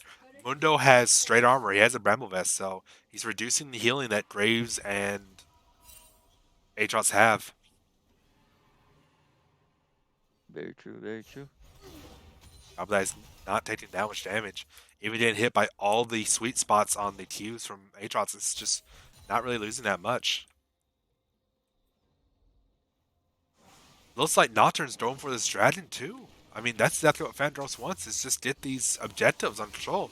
That's what he did last game too. He wasn't really much into ganking, but he got that objective control. He has the objective control for sure. But unlike last Only game, the balance Yasuo is gold. an issue. They're only 1,000 gold behind, so not much of a issue when they're behind. But here comes Grace. Will Lucian engage? Oh, there's the Nocturnal. Lucian goes over the There's wall, Lucian following him. dash. Nice kill on the Graves. Now they Rolling. got blue buff. Are they gonna give it to Lucian? Looks like, oh, Pike flashing. Holy crap, what's going on down here? Ooh, Mordekaiser ulting the Pike, making sure it's a 1v1 between Yasuo and Soraka. Here Ooh, comes the the Nocturne 4-man on the bot side. This is very much Soraka going to be a ult. kill. Phantom Dancer's been proc button for. He also has flash, but Nocturne's just running around, flashing over the wall. But the red buff slow from Lucian autos. He's not gonna be go able to to. tower. He's not gonna execute. No, Oh, there it is. He Minions has there. the wave right there. He has the wave. He's gonna escape. Yeah, and Pike got out too because they were so busy chasing the Yasuo. Yasuo. Yasuo. Shh. Look, I can't talk fast, all right? When I try to force myself I don't to. blame you. I stuttered too. I think you noticed that I stutter when I tried to freaking collect everything that I'm seeing. It's okay. We're all amateurs. It's all right. We're amateurs. We embrace it. We love it. We like what we're doing. It's fun. It's okay. And if you want to do it too, just sign up to be a caster at the ESDL. The schedules are posted every week. Just go over to the green room casting section and look it up. Ask DM1 for the schedules.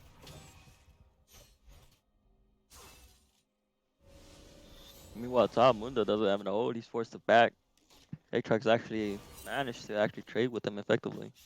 I mean, Aatrox lost his flash and his smite ignite though. You have to use both summoners if you want to try and get the Mundo kill. Still didn't do it though. If I were him, I would have got that black cleaver and I would have built the Executioner's Calling instead of that Warhammer. I agree. He also has opted to go for the executions himself. Rift Herald is going top side though. They're gonna get that top tower. I believe so. Question is, are they Oh, doing? Nocturne should have stayed top. He should have helped Mundo help him get that top tower. Meanwhile, Pike's engaging on bot side. Ooh, and Here teleport comes comes the in TP. from. Oh, nice execution on Mordekaiser. Way too late. Way too late TP on Lucian. It was not even a late TP. It's just the channel was just too long. He TP'd the moment he saw a big fight happening, but by the time he got there, it was already over. Here's the engage on Mundo. Oh, Yasuo's going in on the Lucian. Oh, so much damage. Colin trying to do something. Oh, here's Oriana joining them now. Rocket saved Lucian just in time before he got killed. And now Pike is looking Oh, for the Soraka. No, not oh, anymore. he tried to. Mary, you want good wards? These wards right here are great. You have vision of where they're walking across the Oh, paths. Pike gets a nice hook. So Rocka forced the flash. Oriana is forced to Oh, flash Oriana's too. getting collapsed. She's gonna, yep, there's the kill on Oriana. Nocturne ulted on her and so much damage coming out from Lucian as well. Even through Barrier, Meanwhile, Knight, Mordekai's trying to 2v1 bot side. he can do it. He's more. Looks like Pike is roaming mid. Alright. Wards here, here, here, here, here, and here are very effective at pretty much any stage of the game. If say you're on your blue side here, and flip it for red side over here. You can see them on the red, see them coming over to mid, you see them going to bot, you see them going to dragon. As far as top side for red side, wards just literally here will completely cover all these paths, and then one ward here or here. Those wards will just deny all ganked paths for junglers. If you can get that deep, always make sure you have a jungler with you before you go that deep on vision. Because if you get collapsed on, because you're just going too deep for wards, then it doesn't matter if you have vision, because you're not find them with your face.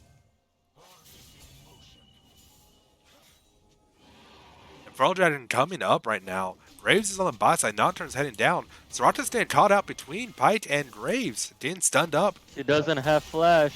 Ooh, Pike nice! missed the execution. Didn't exactly miss it. The Soraka ult managed to give her enough HP that the ult didn't execute. Didn't see that in time.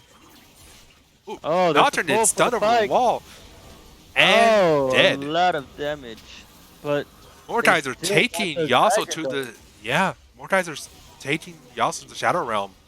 He got the shutdown. Pike got the pull. Great TP. Mordekaiser gets the double kill. Here comes Mundo again, though. He's just going down. He's about to kill that Grace. One more cleaver. Nice. Grace killed himself by trying to auto as him. Yep, the Thornmail was just too much. Just one auto and dead.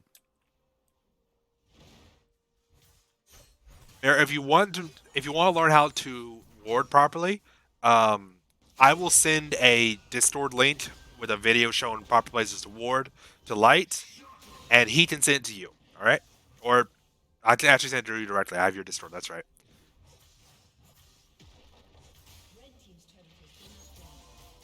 It's mid tower. And then And there's top top tower. tower. They exchange towers. They're about to get bot tower too. 2 for 1. Honestly, And this top is that, they got Inferno Drake too. They're securing all the Drakes right now. Howling's Fangirls are gaining these objectives. despite that, there's only 300 gold, 200 gold difference between them.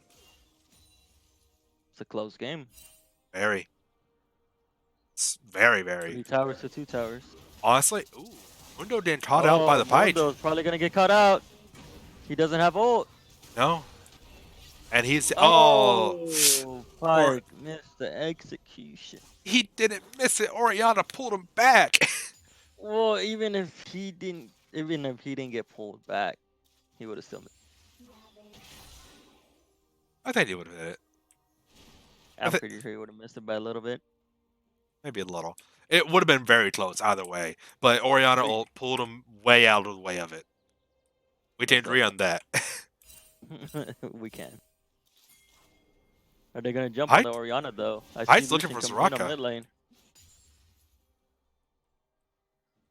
They barely had vision of Soraka from that Are they one. gonna collapse on mid lane? They got 3. Lucian dashes in.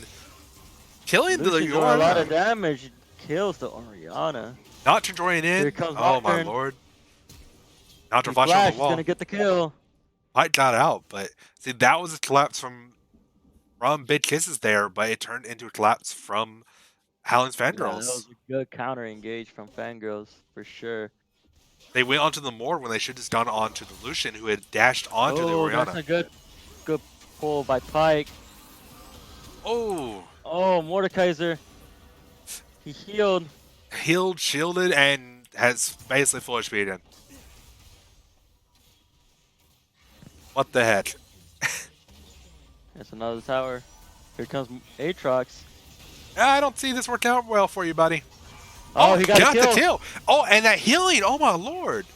Flashing out, He got a dodging. second kill. Is he gonna do? Is this the 1v3? Oh my lord, he's doing it. Oh, here's the flash. Aatrox 3v1. Not gonna That lie. is impressive.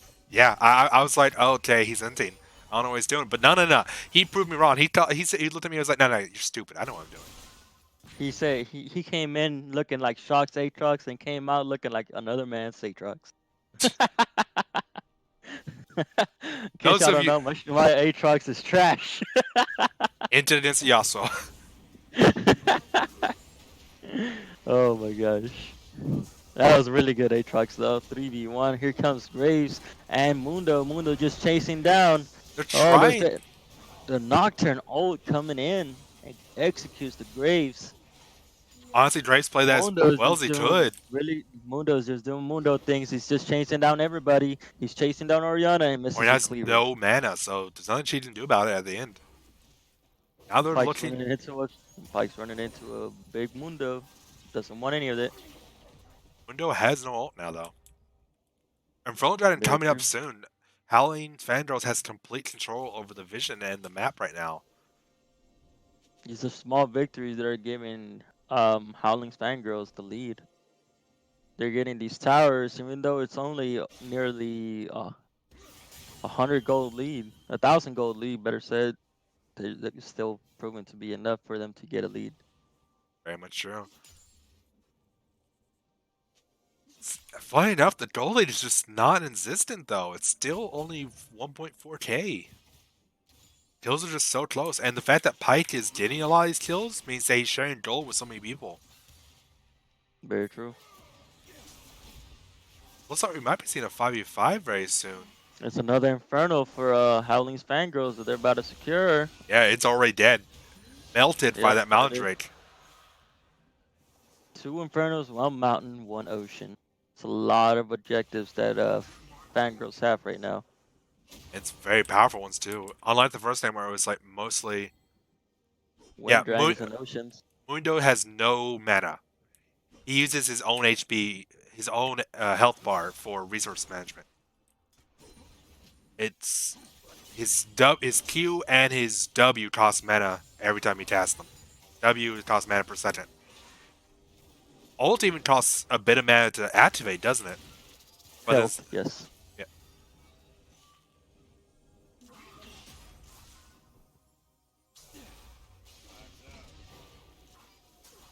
That's why he has a lot of natural health Oh, sustain. nice spell shield by Nocturne preventing the pull from Pike. Look, we almost walked into that a little bit. She was out of the way of it, but she walked a bit too far forward. She might have seen herself getting caught here. But she never getting caught. Yasuo just taking so much damage just to Mundo. Mundo might be getting caught. He does have ult though. Ooh, flashing out, but it's still flashes. gets pulled in by the... Oh. Gets Oh, pulled there's in by another the flash Pike by now. Pike. He still has his ult going. And there's not There's the really any... Colossal ult. There's no healing reduction on this from Aatrox and Pike. Meanwhile... He's still dancing around. Oh, there's the kill. I mean, Howling's Fangirls is taking turrets, though. Killing Oriana under tower, though. They chased that Mundo far, and meanwhile, they're losing their base. They are. They're chasing a tank when they really should be protecting their base. Oh, nice spell shield by Nocturne. Very good. If we see a multi-man knockout Oh, from he ran Aatrox... into the silence. He got rooted. Ooh, Nice so much shutdown for the damage. Mordekaiser. He's engaged by the Whoa. Yasuo, but he pays for it. He also just dies so quick. And just like that, we got a 5,000 gold lead to Howling's Fangirls. Yeah, I've been talking about the whole time. Lead's been close this whole time, and almost instantly, it's just gone. All the way in Just favor of gone. Howling. Now we got 5 towers to 2 towers, 4 dragons to no dragons, and a 5,000 gold lead. No, it just got cut down. It's a 4,000 gold lead now.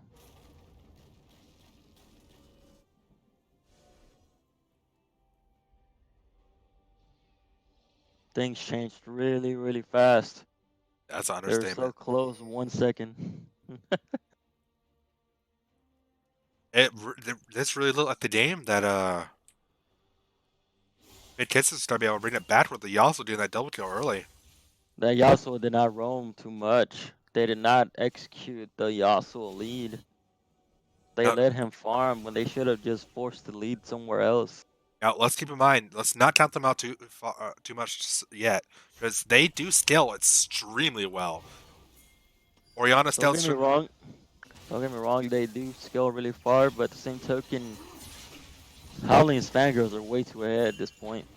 They just killed the Pike right there, trying to engage on Mundo. I don't really know what that gauge was supposed to be though, because no one Is this Baron? This looks like it's gonna be Baron. and so because no one was really in position to follow up on the Pike, even if he got the engage. So that's just I don't understand what that was supposed to be. It was really over aggressive. I think they're feeling a little bit of desperation right now. That Baron just melted instantly. That Mountain Drake and then all the damage from Mortizer and Mundo.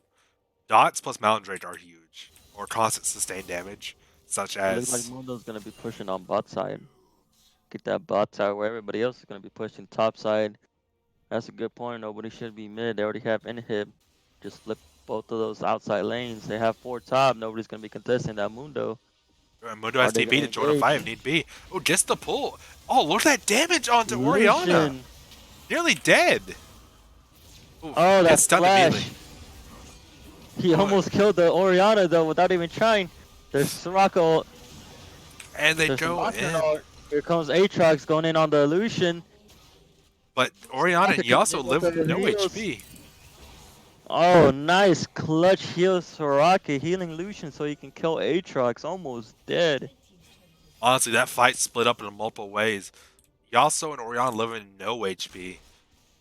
Fight and Aatrox hopped into the backline trying to do something, but just it's a Lucian with so much mobility and so far ahead. Not And then only that, Soraka came in with her yeah, passive, came healing to that Lucian. yeah, and Just very enough difficult to for get him the to do Aatrox anything. kill. Here comes Aatrox. I mean, here comes Pike. He gets the stun. He got the Ooh, execution. Can he get the nice. Lucian? Looks like it. Gets the Lucian. Nice job. 2 kills going to Orianna. I will say I do want to point out. It looks like Light has learned from the last time that Lucian 1v. Looks like Light learned from the last time that Aatrox 1v3 on them. Because he immediately buy Executioners. More reminder. Yep, he got a mortar reminder, very true. And then Mordekaiser built a Thornmill. So he could have also opted for him either way. That's the thing about Mortizer. His build paths are very versatile. Very flexible. Yep, very flexible. Yoli is still sitting at 5k. Exactly.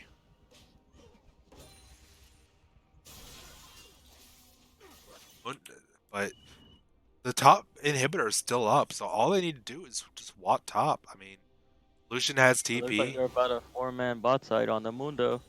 Mundo has no idea. He has no vision. Here comes the Pike. He misses Dodging the the stun. stun. And there goes the There's the flash from Mundo. flash. Yeah, forget Mundo's also gives him that ridiculous regen and movement speed. So he's able to just run away real fast. Most definitely. And now Pike's getting punished by those minions. Meanwhile, ooh, the damage on Lucian. But then Raka comes in and just says, "Hi, I'm Raka. How you doing?" Just heals him back up. Instantly. They're about to get this top inhib. That's three inhibs down. The one is about to respawn, so. Here comes Aatrox on the back line. Ooh, nice stun on the Mordekaiser, but is it gonna be enough? Nice silence by Soraka. And Graves is dead. And now Orianna's stuck in the Shadow Realm with Mord, and now Orianna's dead too. Pike forced to flash to get away from the Nocturne. Nice ult. Aatrox on his silence, unable to do anything. Mundo just destroying the towers. Mundo just doing Mundo things. You should know. He did the same thing you did. Very true. GG, well played. That is a 2-0 victory for Howling's Fangirls. Mid Kisses put in a huge fight there, but it just wasn't enough. They tunnel too much on team fights and they let their base just crumble. Or pits in general, to be honest. Alright, let's look at the stats a little bit. Looking at damage, Lucian just popping off. Most damage a day with 29,000. Mortars are coming in second with 20k. Aatrox and Oriana were pretty high up there. I expected Yasuo to do more with the fact that he was so far ahead early, but fact is, he got that early lead, but he wasn't really able to do anything with it because it was Mortizer and Soraka. And they transitioned a lot of resources down into bot lane.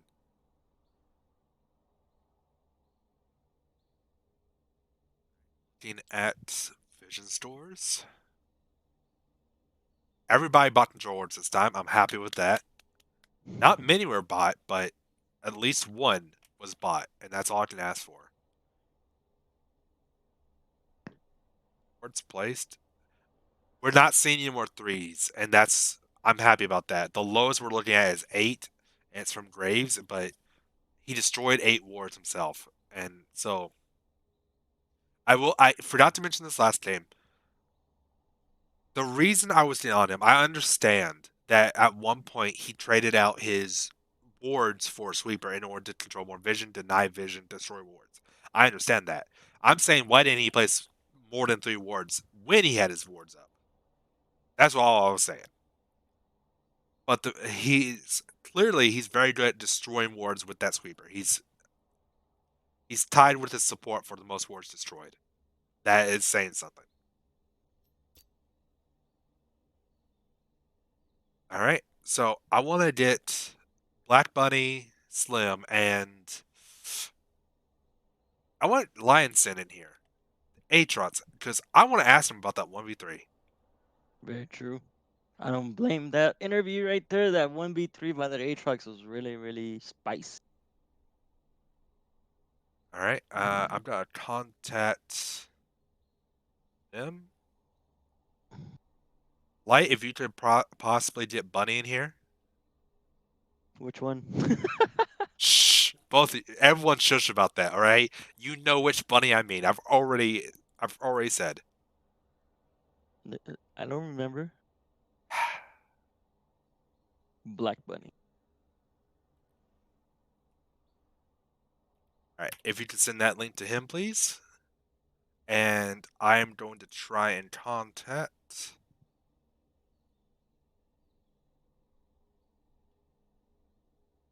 All right, we're done. Move over there. I will see you there in a second. Where?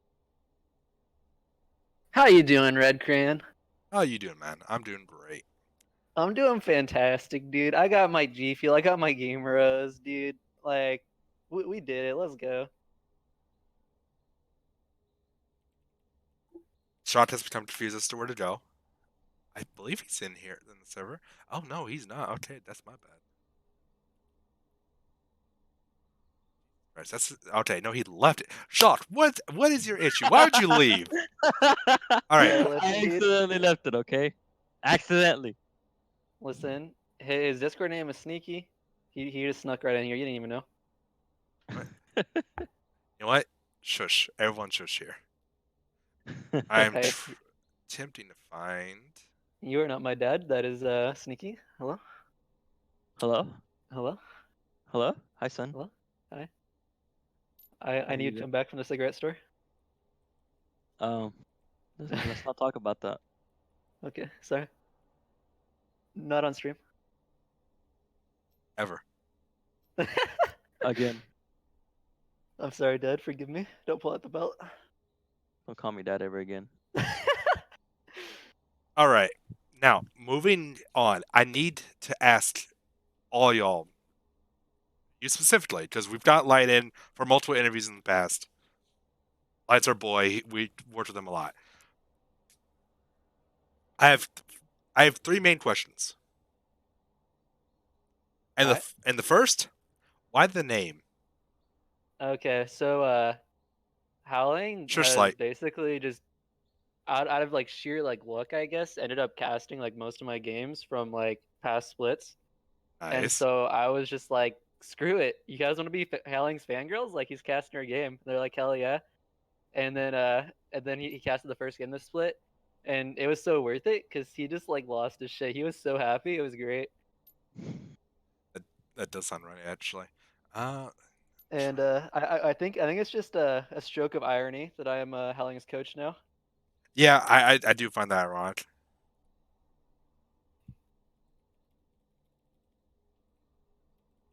He actually didn't realize who I was until he invited me to spectate that last game that they played yesterday. Wait, Like really? he knew I was Slim, but he didn't realize I was Black Bunny Slim. I got trapped for calling y'all both bunny the whole time. Hey, listen, dude, nothing wrong with that. Look, it's just easy. It's easier to just say bunny. Because y'all know who I'm talking about when I say it. All I'm saying is one bunny is handsomer than the other, and so like I don't know.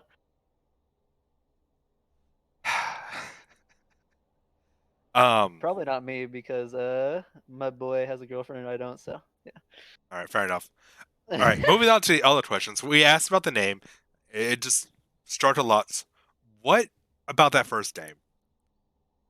Where do you want me to start on that? I want you to start with when in that first game did you feel the game was yours? Um, Like that game was over. That game was yours to lose. Like there was no way they could come back unless y'all throw. you know, I'm trying to think of how to say this without like sounding toxic, but basically after you ban out Lionson, he doesn't perform his best, so we were pretty sure we had it on lock. Okay. So we just banned him out, and he's not on his main champs. He doesn't play much else, so he didn't really get to perform. Okay. And the second game, when did it feel like y'all were really in control of it? Those first two deaths were definitely a blunder. I wasn't really expecting getting hit by a tower there. Okay. I feel like I could have gotten a 1-for-1 there if I hadn't got hit by tower because I had W fully ramped. Um, but really, when we were just able to start farming and they stopped pressuring us after the 2 kills, I think we just had it on lock.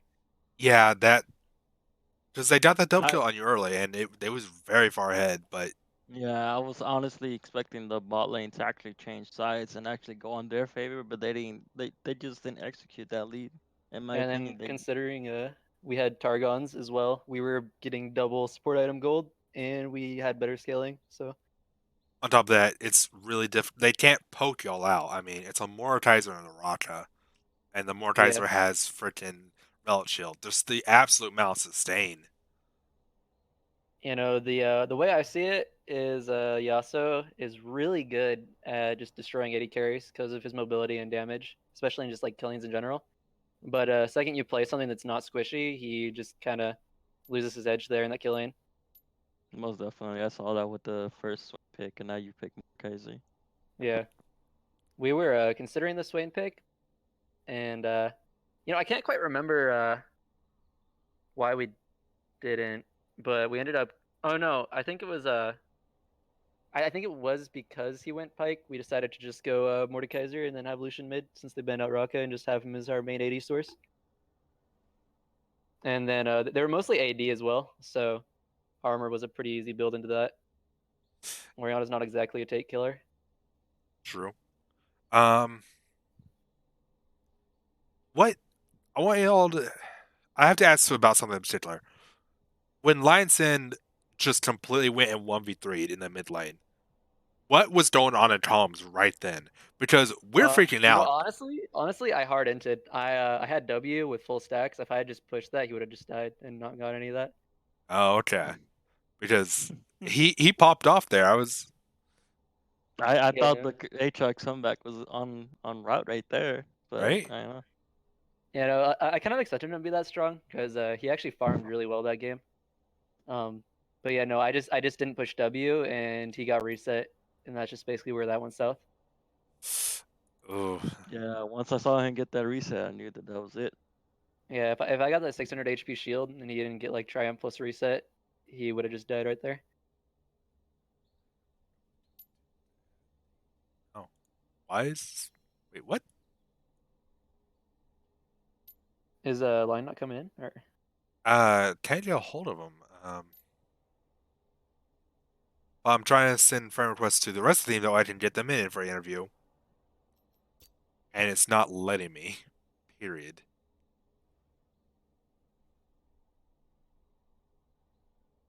trying to work this. Is there anyone from Big Kisses that's in the stream chat by any chance? In the meantime, I want to keep asking about what was going on with the team comp in the second game. Second game was honestly just Yasuo first pick, kind of set up Bruiser comp, and then they went full AD, and so we just hard committed to it. All And right. Soraka's just really good versus Pyke with silence into his Q, and they just can't really kill us when they're full AD, and we're just tanks with heals. Fair enough. You know what? Because we were spiced up about it. The first game, why the Swain bot with the Tristan mid? I understand it worked out wonderfully, but It's really just flex pick. It can go either way, and I don't know if you've actually noticed, but Tristana mid and Swain AD carry are actually something that have been gaining traction lately. Yeah. Especially in higher elo. I've been seeing it, but I just didn't expect to see it here. Yeah, the Tristana mid actually surprised me. I played with him Peached a lot. He usually plays mages, so it's kind of cool to see him perform on AD carries like that. Believe me, we I know. definitely saw him perform on Bruisers in the Darkham versus Patrick game. But yeah, no, he did really well on AD carries. But for the main part, it was just Yasuo versus Bruisers. He loses his kill lane, and Swain is just really strong right now as AD carry. I've Alright. been practicing him a lot in another team I play for outside of ESDL. So it was a cool flex pick to pull out.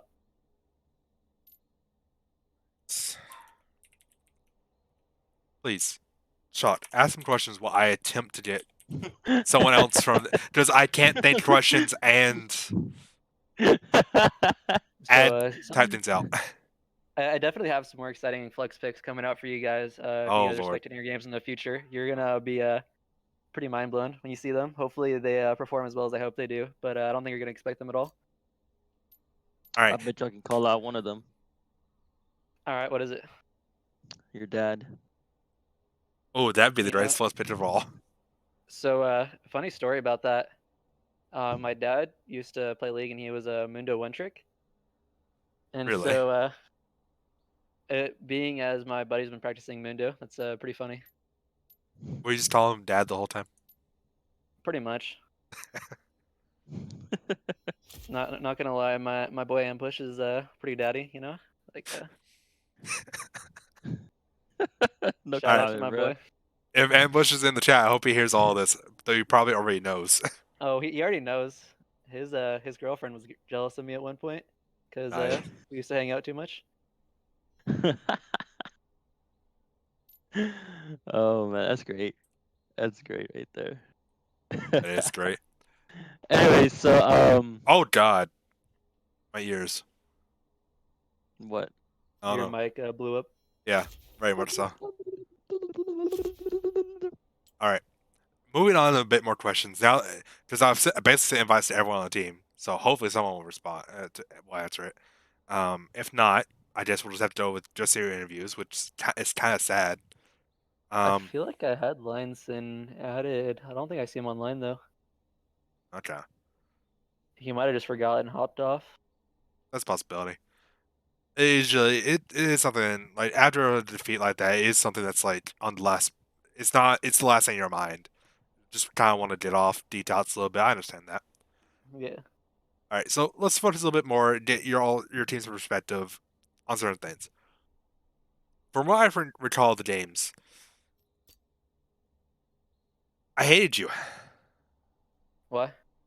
You're Mortizer. That's all I need. That's all I need. I'll have you know that's my second game Mordekaiser. I believe it. He's not a hard champ. Like, you know what I mean. Like, defeats, Yeah. solid or not, are just kind of like you don't. Mordekaiser's pretty gross.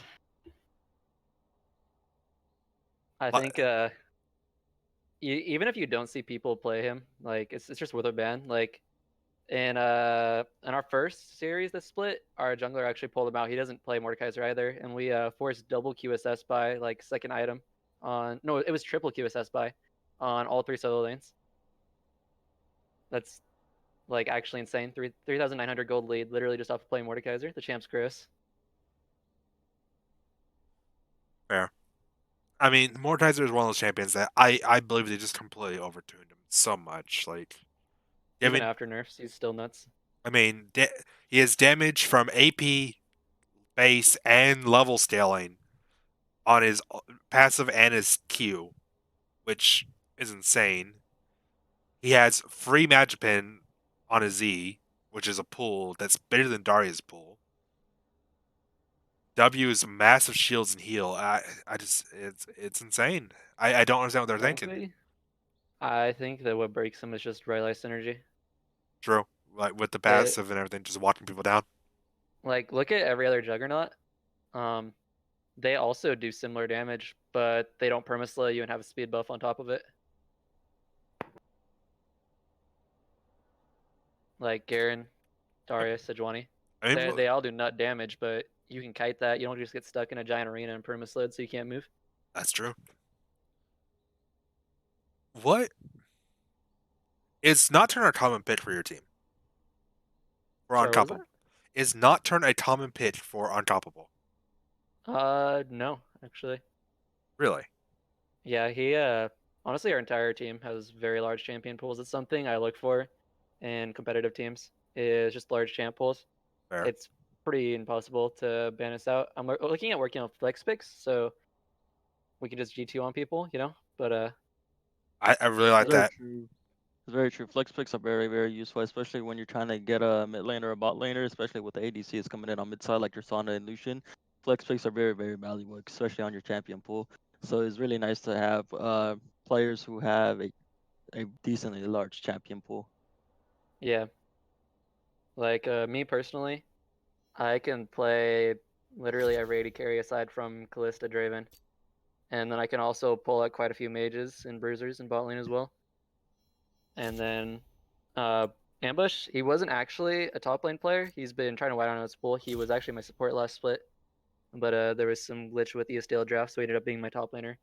But he's already got a decently large champ pool. And Peach, you've already seen from just watching his games, I'm sure his champion pool is fucking massive. I understand that. I can play just about any champion down as a support. Yeah. Like, I think he can play, like, shit, at least 10 champs off the top of my head. And Uncoppable, I don't even know the extent of his champ pool. He's played something new every game. Light looks like he completed decently amount of champions from what I've played with him. So Have you seen honest, him? Have you seen him on mages? yes. But I'm saying he's been on our team, so Yeah. Oh yeah, he was actually talking about Shock's gameplay. He said Shock's pretty wild. Yeah. Not yeah. really. No, all I'm saying is I hear good things about your gameplay, my guy. I Nothing appreciate the compliments. nothing good about me though. Light, how dare you? Hey, listen, some people carry, some people don't. No big deal, you know. Hey, I'm a support. I'm not supposed to be carried. Not as freaking Nami. Hey, listen, dude, you just gotta wave at him. Now look here, you and your puns. What does that even mean, Fair. Light? What does that even mean? Oh, did he say something in chat? Yeah. He's in the stream chat. I don't even know what that means, Light. How dare you? All I'm saying is if bot lane loses on your team, you just got a tsunami. I'm about to kick you out of this call. I love puns, but come on now. We're trying to be serious here. I'm sorry, dude. That's just how I talk. It's my dialect from Puntopia. Fair. Fair. That's all I have to say is fair. I do the same thing when I'm in casual conversations. So, all right. Now let's back to focusing in some form of fashion. No, Ambush. I will not be kicking anybody right now. I need to ask questions. Oh, is he telling me to? You telling you to kick me? He is, yes. My boy, you betrayed me. Of course he betrayed you. He's your boy. That's how it works. You're not wrong. It's so true. I mean, he couldn't betray you if he was your enemy. You're not wrong. I know I'm not wrong. That's why I said it. Now, moving on to Agile. First off, what is grass very common on Mundo? I know it is, but is Mundo in a kind of a spot where he doesn't really have anything to pick? I mean, what else would you run on Mundo, honestly? That's why I'm asking this. Conqueror. Mi- Conqueror, get the constant healing, spice up your ult. I mean, he's not really a high damage character though, and they're gonna have heal reduction anyway. I think the HP scaling on Grasp is just a lot stronger. But he's kind of in the Play same state footwork. as Garen right now, where he doesn't really have a rune aside from Grasp because nothing else worked. That being said, I'm really excited for the Garen changes that apply on hit. I think right now they're a little strong on PB, but if they reduce the on hit damage scaling on it and just keep it as on hit with really small on hit damage, I'm expecting a lot with Conquer Garen. Frozen Mallet would be insane on him. My only issue with the Darren on PB right now, I don't know if they fixed it. I hope they have. The fact that it applies on on attacked items like Tiamat, Titanic, Ravenous, the fact that it applies those is No, stupid. it is they're attempting to balance it. It does 25% of those on hits, so it's not full on hit damage. That would be insane. It doesn't. To be honest, it just doesn't matter when you're applying 18 Titanic prots every E in a very short period of time. You're just gonna do this damage, 25% I or mean, not. that's assuming your full attack speed in your glass cannon. Though you can do the same thing with Crit Garen. I think You don't have yes, that it is type a of. little overtuned, but It's literally just I think I don't think it should be applying the Titanic. Like otherwise, it's fine. Because so Titanic is supposed to be on basic attack, and here's my fix for it. You just decrease the damage it does, and it's fine. So, because right now it already decreases on hit damage. I think Tiamat might be broken with it. Honestly, I don't think it's working as intended. that's what I'm saying. I'm pretty sure it's If supposed to they be a get it to bug. reduce, if they get it reduced so it's less and it's not just like insane damage by like proccing Tiamat procs really fast, I think it'll be a really good change for Garen, and it'll open up Electrocute, fucking Phase Rush, Press the Attack, Conquer, and Frozen Mallet builds. Would it open up electrocute and phaser stuff? Because I mean, it's still technically, even though it's applied on hits, it's still technically a single spell, right? no, I tested it on PB already. It does. Okay, Right that's now, the only way you really proc it on Garen is by using Ignite or Ult or having a Bramble Vest on you in addition to your QE combo. So applying the on hit allows us to proc just off of E procking on hit. okay. I mean, let's be honest. Um, The change is gonna be really good for him, and it's not option open up a lot more build paths. yeah, right now it's just way too static with how SK works. I mean, let's be honest. Crit is gonna be absolutely insane with the fact that it actually scales with attack speed now. I mean, I think it'll be a fun meme build. I don't think it'll ever be like competitively viable as crit. That being said, Garen will probably never be competitively viable, but I mean, I don't know if when a Garen walks out of the jungle full crit and just like one shots you, I think that's gonna be pretty competitive. I mean, think In of it this lane, it's way. not. In lane, it's not. Assassins in competitive aren't good, and the reason why is because in an organized game, assassins want disorganized gameplay to make picks. Like assassins thrive off mistakes. When you're in organized games, there's less mistakes. Crit Garen is literally just an assassin with less mobility. That's very true. When you have people lock him down and just murder him, what is he gonna do? Um, on that note, because as the coach, you're here. I want to ask a little bit. I know we're in different games, but because we don't have the enemy team here to talk about, and we've already kind of covered what your thoughts were, I kind of want to ask All right. about the Daikon versus Team Patrick game. Um, honestly, I think Daikon played really well. I think they're a great team overall, and I think they could definitely go up divisions. They've actually apparently been playing together Yep, they have been. since the beginning of ESDL as a 5-man, and I really saw it in their gameplay. They They've had a lot known of each other for synergy. over a year. Yeah, they like their warding was amazing. Their like rotations were amazing. Their comps were really good.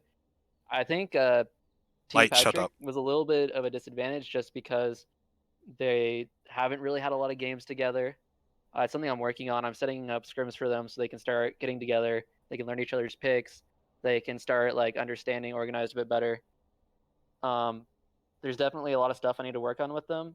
I'm hoping if they play another team against Daikon that they can just mess him up, and it sounds like Callan's going for it. So I'll say we'll see how that goes. it's gonna be really fun seeing y'all fight him again. I just want to point out, I just want to quote Impeach Light here for you. Better coach wins. Uh, we'll see, my guy. We'll see.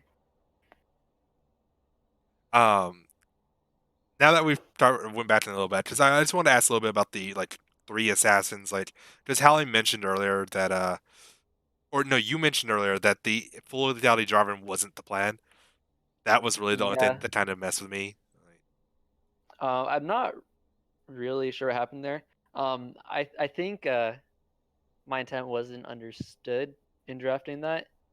Because I did say that I wanted to have the early pressure because where they got stuck was the early game being smashed 320.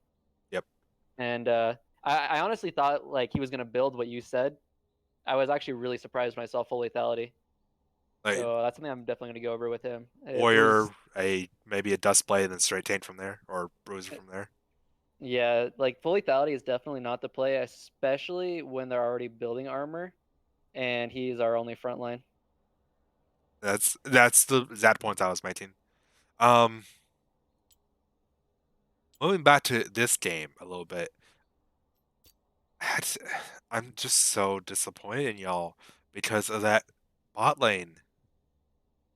I'm sorry, what can I say? I'm a degenerate. When I play actual AD carries, I play long range AD carries that just bully people. I mean, not only are you a degenerate by running the Mortizer, but then you have a rock on top of it. Oh my lord, it's just so mean. Dude, you should see what happens when I play Kaelin and Ashe too. All right, on the note of bot lane, I want to focus more on the Vision Store in general. Because there was a couple times, like, y'all brought 4 man gaints down bot in both games. Like, they were always well made. Did y'all know that the enemy team did not have vision? Yeah, it's a habit of mine to track enemy vision, Alright. specifically my laner, because you can track that just by watching how they move, Yeah, you can. and there's ward cooldowns, so it's pretty easy based on that to set stuff like that up. Especially, uh, they didn't really manage wave at all, and they No, kind they of set didn't. themselves up. We were set up at freeze like both of those games, and they were just overextended. Which he also he's very mobile, but it's on minions, and when all your minions are in front of my tower, it's a little rough to get out of that. I I want to bring up the chase through. God, what was I'm trying to remember the exact circumstance. Chase to tier 2 bot lane through blue. No, y'all chase Yasuo through your red. You also flashed over the wall, ran through towers, and got out. Pike, y'all all focused the Yasuo, and Pike just walked out.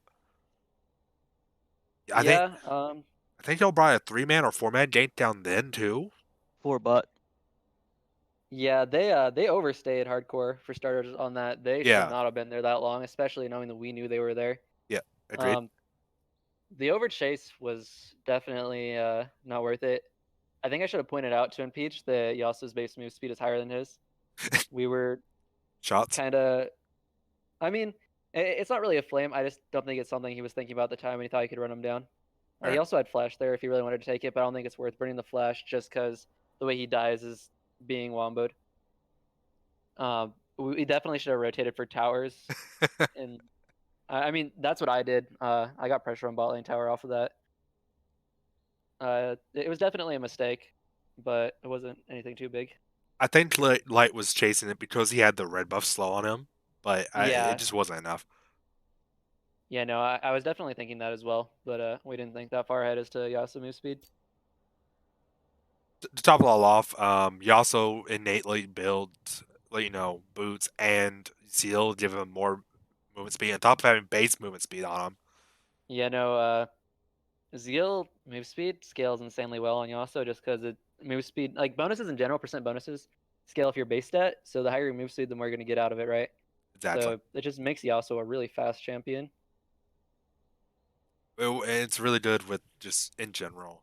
I'm surprised they Yeah, don't have any percentage AD items. Jin. Items, not champions. No, I mean Jin. think about it. with the attack speed scaling his AD. I know Uh, all that, but Imagine Jin, like you already know what Jin looks like with full build and some infernals. Imagine if he had an item that gave him that. oh, that's what you mean by that. Okay, Yeah, or Rengar for that matter. Can you see where that would break really fast? true. I'm saying more in the range of like 10%. Even then, I feel like that'd just be nutty late game. Probably. Although it would only be on like niche champs, it would still be a nutty niche item. Oh, we're talking about Like Riot, so compared to like Shojin, which is nutty on these champs. yeah. Uh, I think Shojin's in a okay spot. Honestly, only melee champions really are able to utilize it right now, True. and it gives them a lot of power. But at the end of the day, melee champions are not range champions, and so range champions can just beat them by being ranged. So I don't really think it's broken, honestly, if it's played correctly. I think it's definitely a strong item, though. Yeah. Why I think isn't Spirit Shojin used on champions like Vayne? um because Vayne cooldown on Q is really low, and there's just better scaling items on her. All right. There's It's very like skill items on her, especially on hers, but Spirit Shojin doesn't really benefit her too much. think of it I was this just way. thinking about her E, just being able to get condemned, being safe a lot. That's all I was thinking about. So think of it this way. Why go Shojin when you already have when you're literally just getting cooldown for one ability? Like it's basically Well, irrelevant I for mean, your you're also Q getting because 50% attack speed. you are getting 50% attack speed, but you could just have that on the item itself, you know? So like instead of investing in HP items on Vayne, you could just buy an attack speed item like Rageblade All right. or a crit item like Zeal. All right. It's just it's not it doesn't hold up to the other items. That's why it's not meta on her. All right. Fair. Looking at items in particular, I don't see anything particularly wrong. In fact, everything I see is perfectly normal. I'm surprised there isn't a single material this game on either Sorry, what side. was that? I'm surprised there's not a single material on either side this game though. I would expect Yeah, a single one, considering like we're looking. There's the root from Raka, which granted it's hard to hit, but is possible. You have the fear from um, Nocturne. thank you, and a QSS would have been useful against your role. No one built that, and then we have on the side of Bit Kisses, you have the stun from Pike. I think your thought process on that was probably just QSS is a huge gold investment, and it definitely would have changed how things were played. But frankly, unless all five of them buy QSS, I'm just gonna ult one person that doesn't have QSS, and it doesn't really matter. True, but And their win condition was entirely based around the Yasuo. They were playing around the Yasuo so much, and they just didn't execute it properly. But if they're going to play around him, then the QSS on him would be extremely important because then you just ult him, and they eliminate most of the win condition. yeah, the problem with Yasuo win condition here is Yasuo is a backline killer who transitions into a tank killer if he's not being DPS'd. When we're playing a bunch of bruisers and he can't just reduce the amount of damage coming at him by killing people, he just kind of dies unless he's really ahead. True, Because he's not gonna one shot one of us. We're all just gonna live and we're gonna keep on hitting him, and then he just gets out DPS'd. speaking of the And first game, trying to remember the exact matchup. What was the matchup topic? It was Renekton into volley. Volibear. Volibear. What was who was who? My brain breaks a Um, little bit. Lion was Ren, and Ambush was Volibear. All right, what was the Volibear pick? Because that's So, funny story about that pick. okay. I've been trying to get my support to pick up Volibear, because it's just really strong support right now. I'm sure you guys have noticed from watching the pro scene. And he was just joking. He's like, "Pick me Volibear," and we didn't realize he was joking. And we locked it in. He's like, "Wait, no, I was joking." So we just put it up top lane. I mean, it worked out very well. Yeah, It really did. Renekton's Volibear's actually a pretty decent bit into Renekton, and the fact that he rushed straight armor to deal with Renekton's damage was a great play. Like a lot of Volibears seem to not want to do it, despite being tanks. Yeah, no. I've flamed him every time. He doesn't build armor against Renekton. So Also, he built armor. I wish I could pull up the stats from the first game because I would like to look. I think the first game, Here, you want me to link you stats? please. All right. But yeah, no, Volibear's just really solid right now. Honestly, you can flex him 3 ways in League of Legends currently in a competitive. He's strong, jungle, top, and support. I think he's kind of due for a nerf, honestly. Well, they're looking to rework him, and that's kind of been their Yeah, they're about to rework him, so they're not gonna nerf him. yeah. They're That just waiting Yeah. for him to get the full on rework out for him. There's a game 1 in general chat for you. thank you. That's kind of been And Riot's tendency is they'll overbuff a champion, make them strong, and then they'll rework them. That will let people interested in the champion, and then they'll actually rework it. notice Nocturne buffs right before Nocturne skin release. Correct. Sorry, I just have to figure out how to. This is probably the hardest part of attempting. Let's see. And there's game 2 for you. I have But a game 2 open, so I'm pretty excited about the fiddle rework, honestly. understandably. And I think Volibear rework is gonna be very interesting. I don't know if you guys have read into the Q&As into that at all, but they're working around a passive that makes it so instead of being CC'd, he converts all hard CC into slows. And the slows scale off how hard the CC is.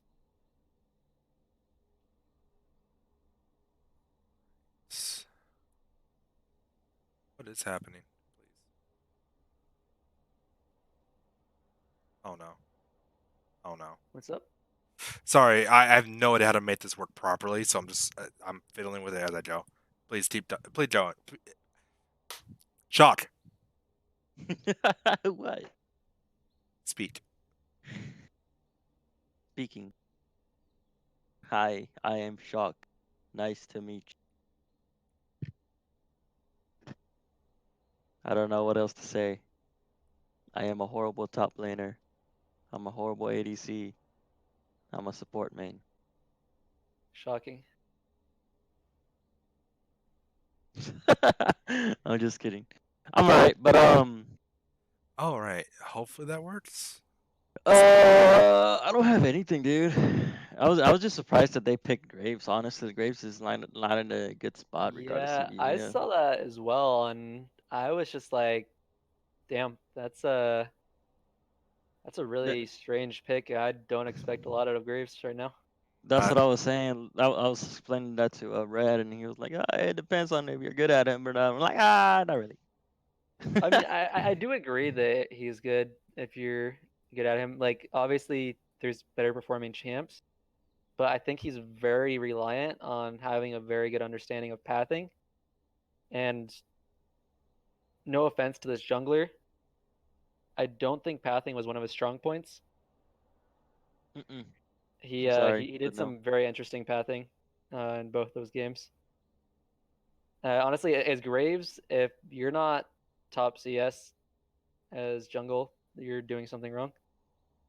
True. I do want to point out, your jungler in particular had a lot of control over objectives, like insane amount Yeah. in both games. Like even though in the first game, I do wanna. I'm sorry for cutting you off. I do wanna ask you a question. What is your jungler in particular? Is that how he plays? He just wants to farm out the whole game and again can just secure objectives, or is No, he he's a just very not come? flexible jungler.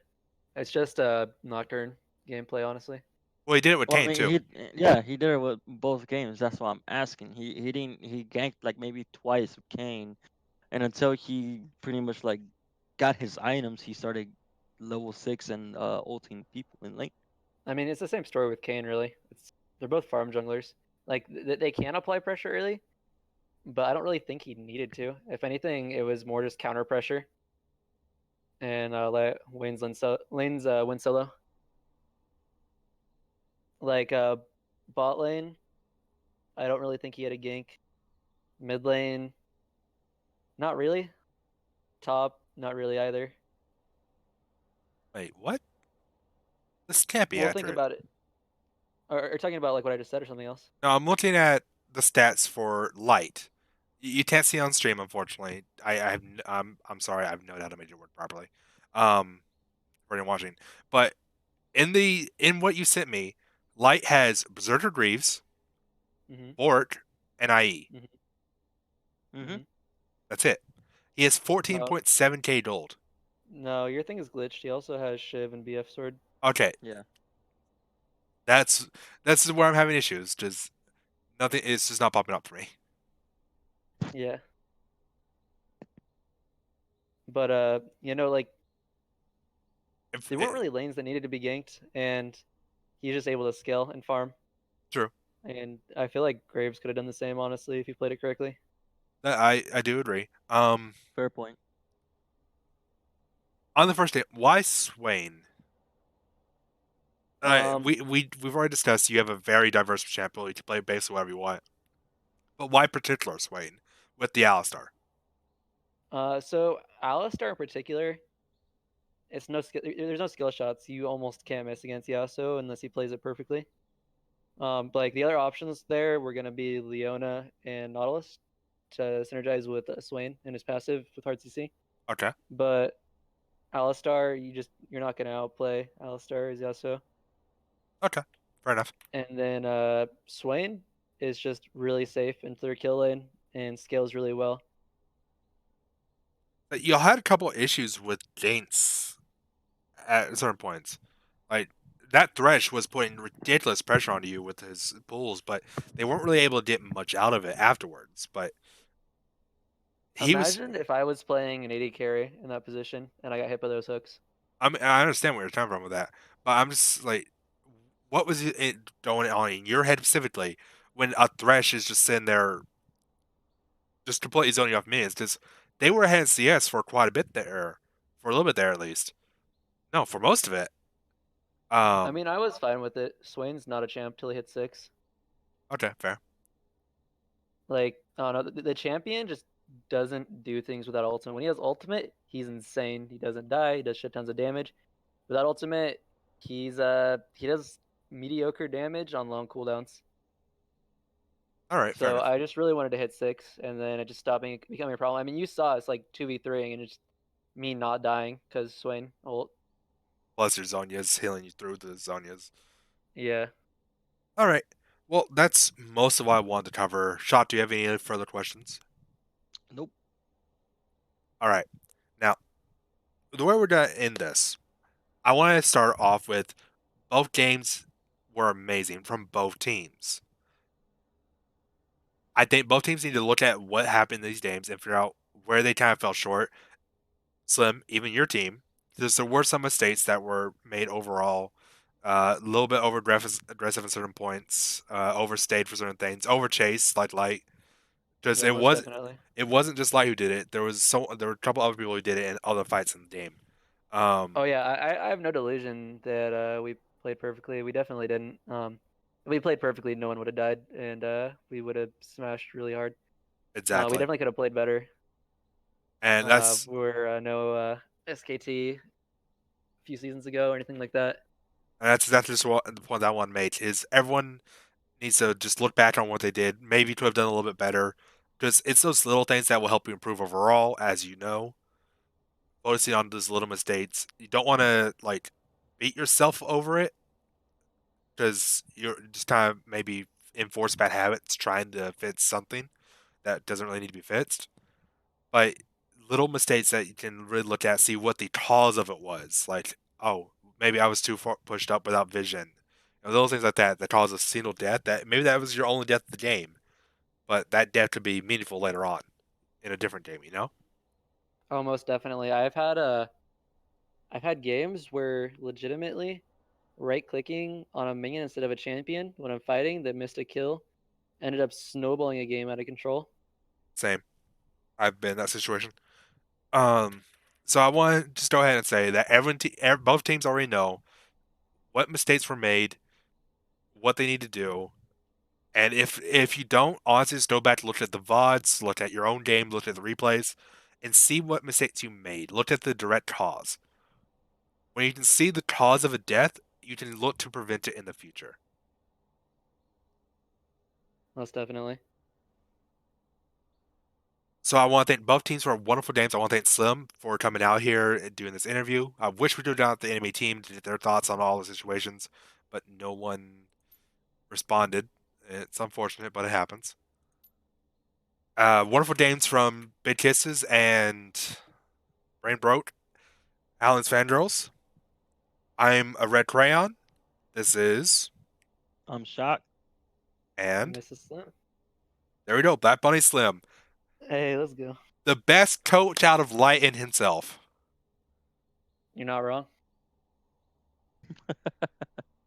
All right. GG, everyone. I enjoyed having one. Have a wonderful night.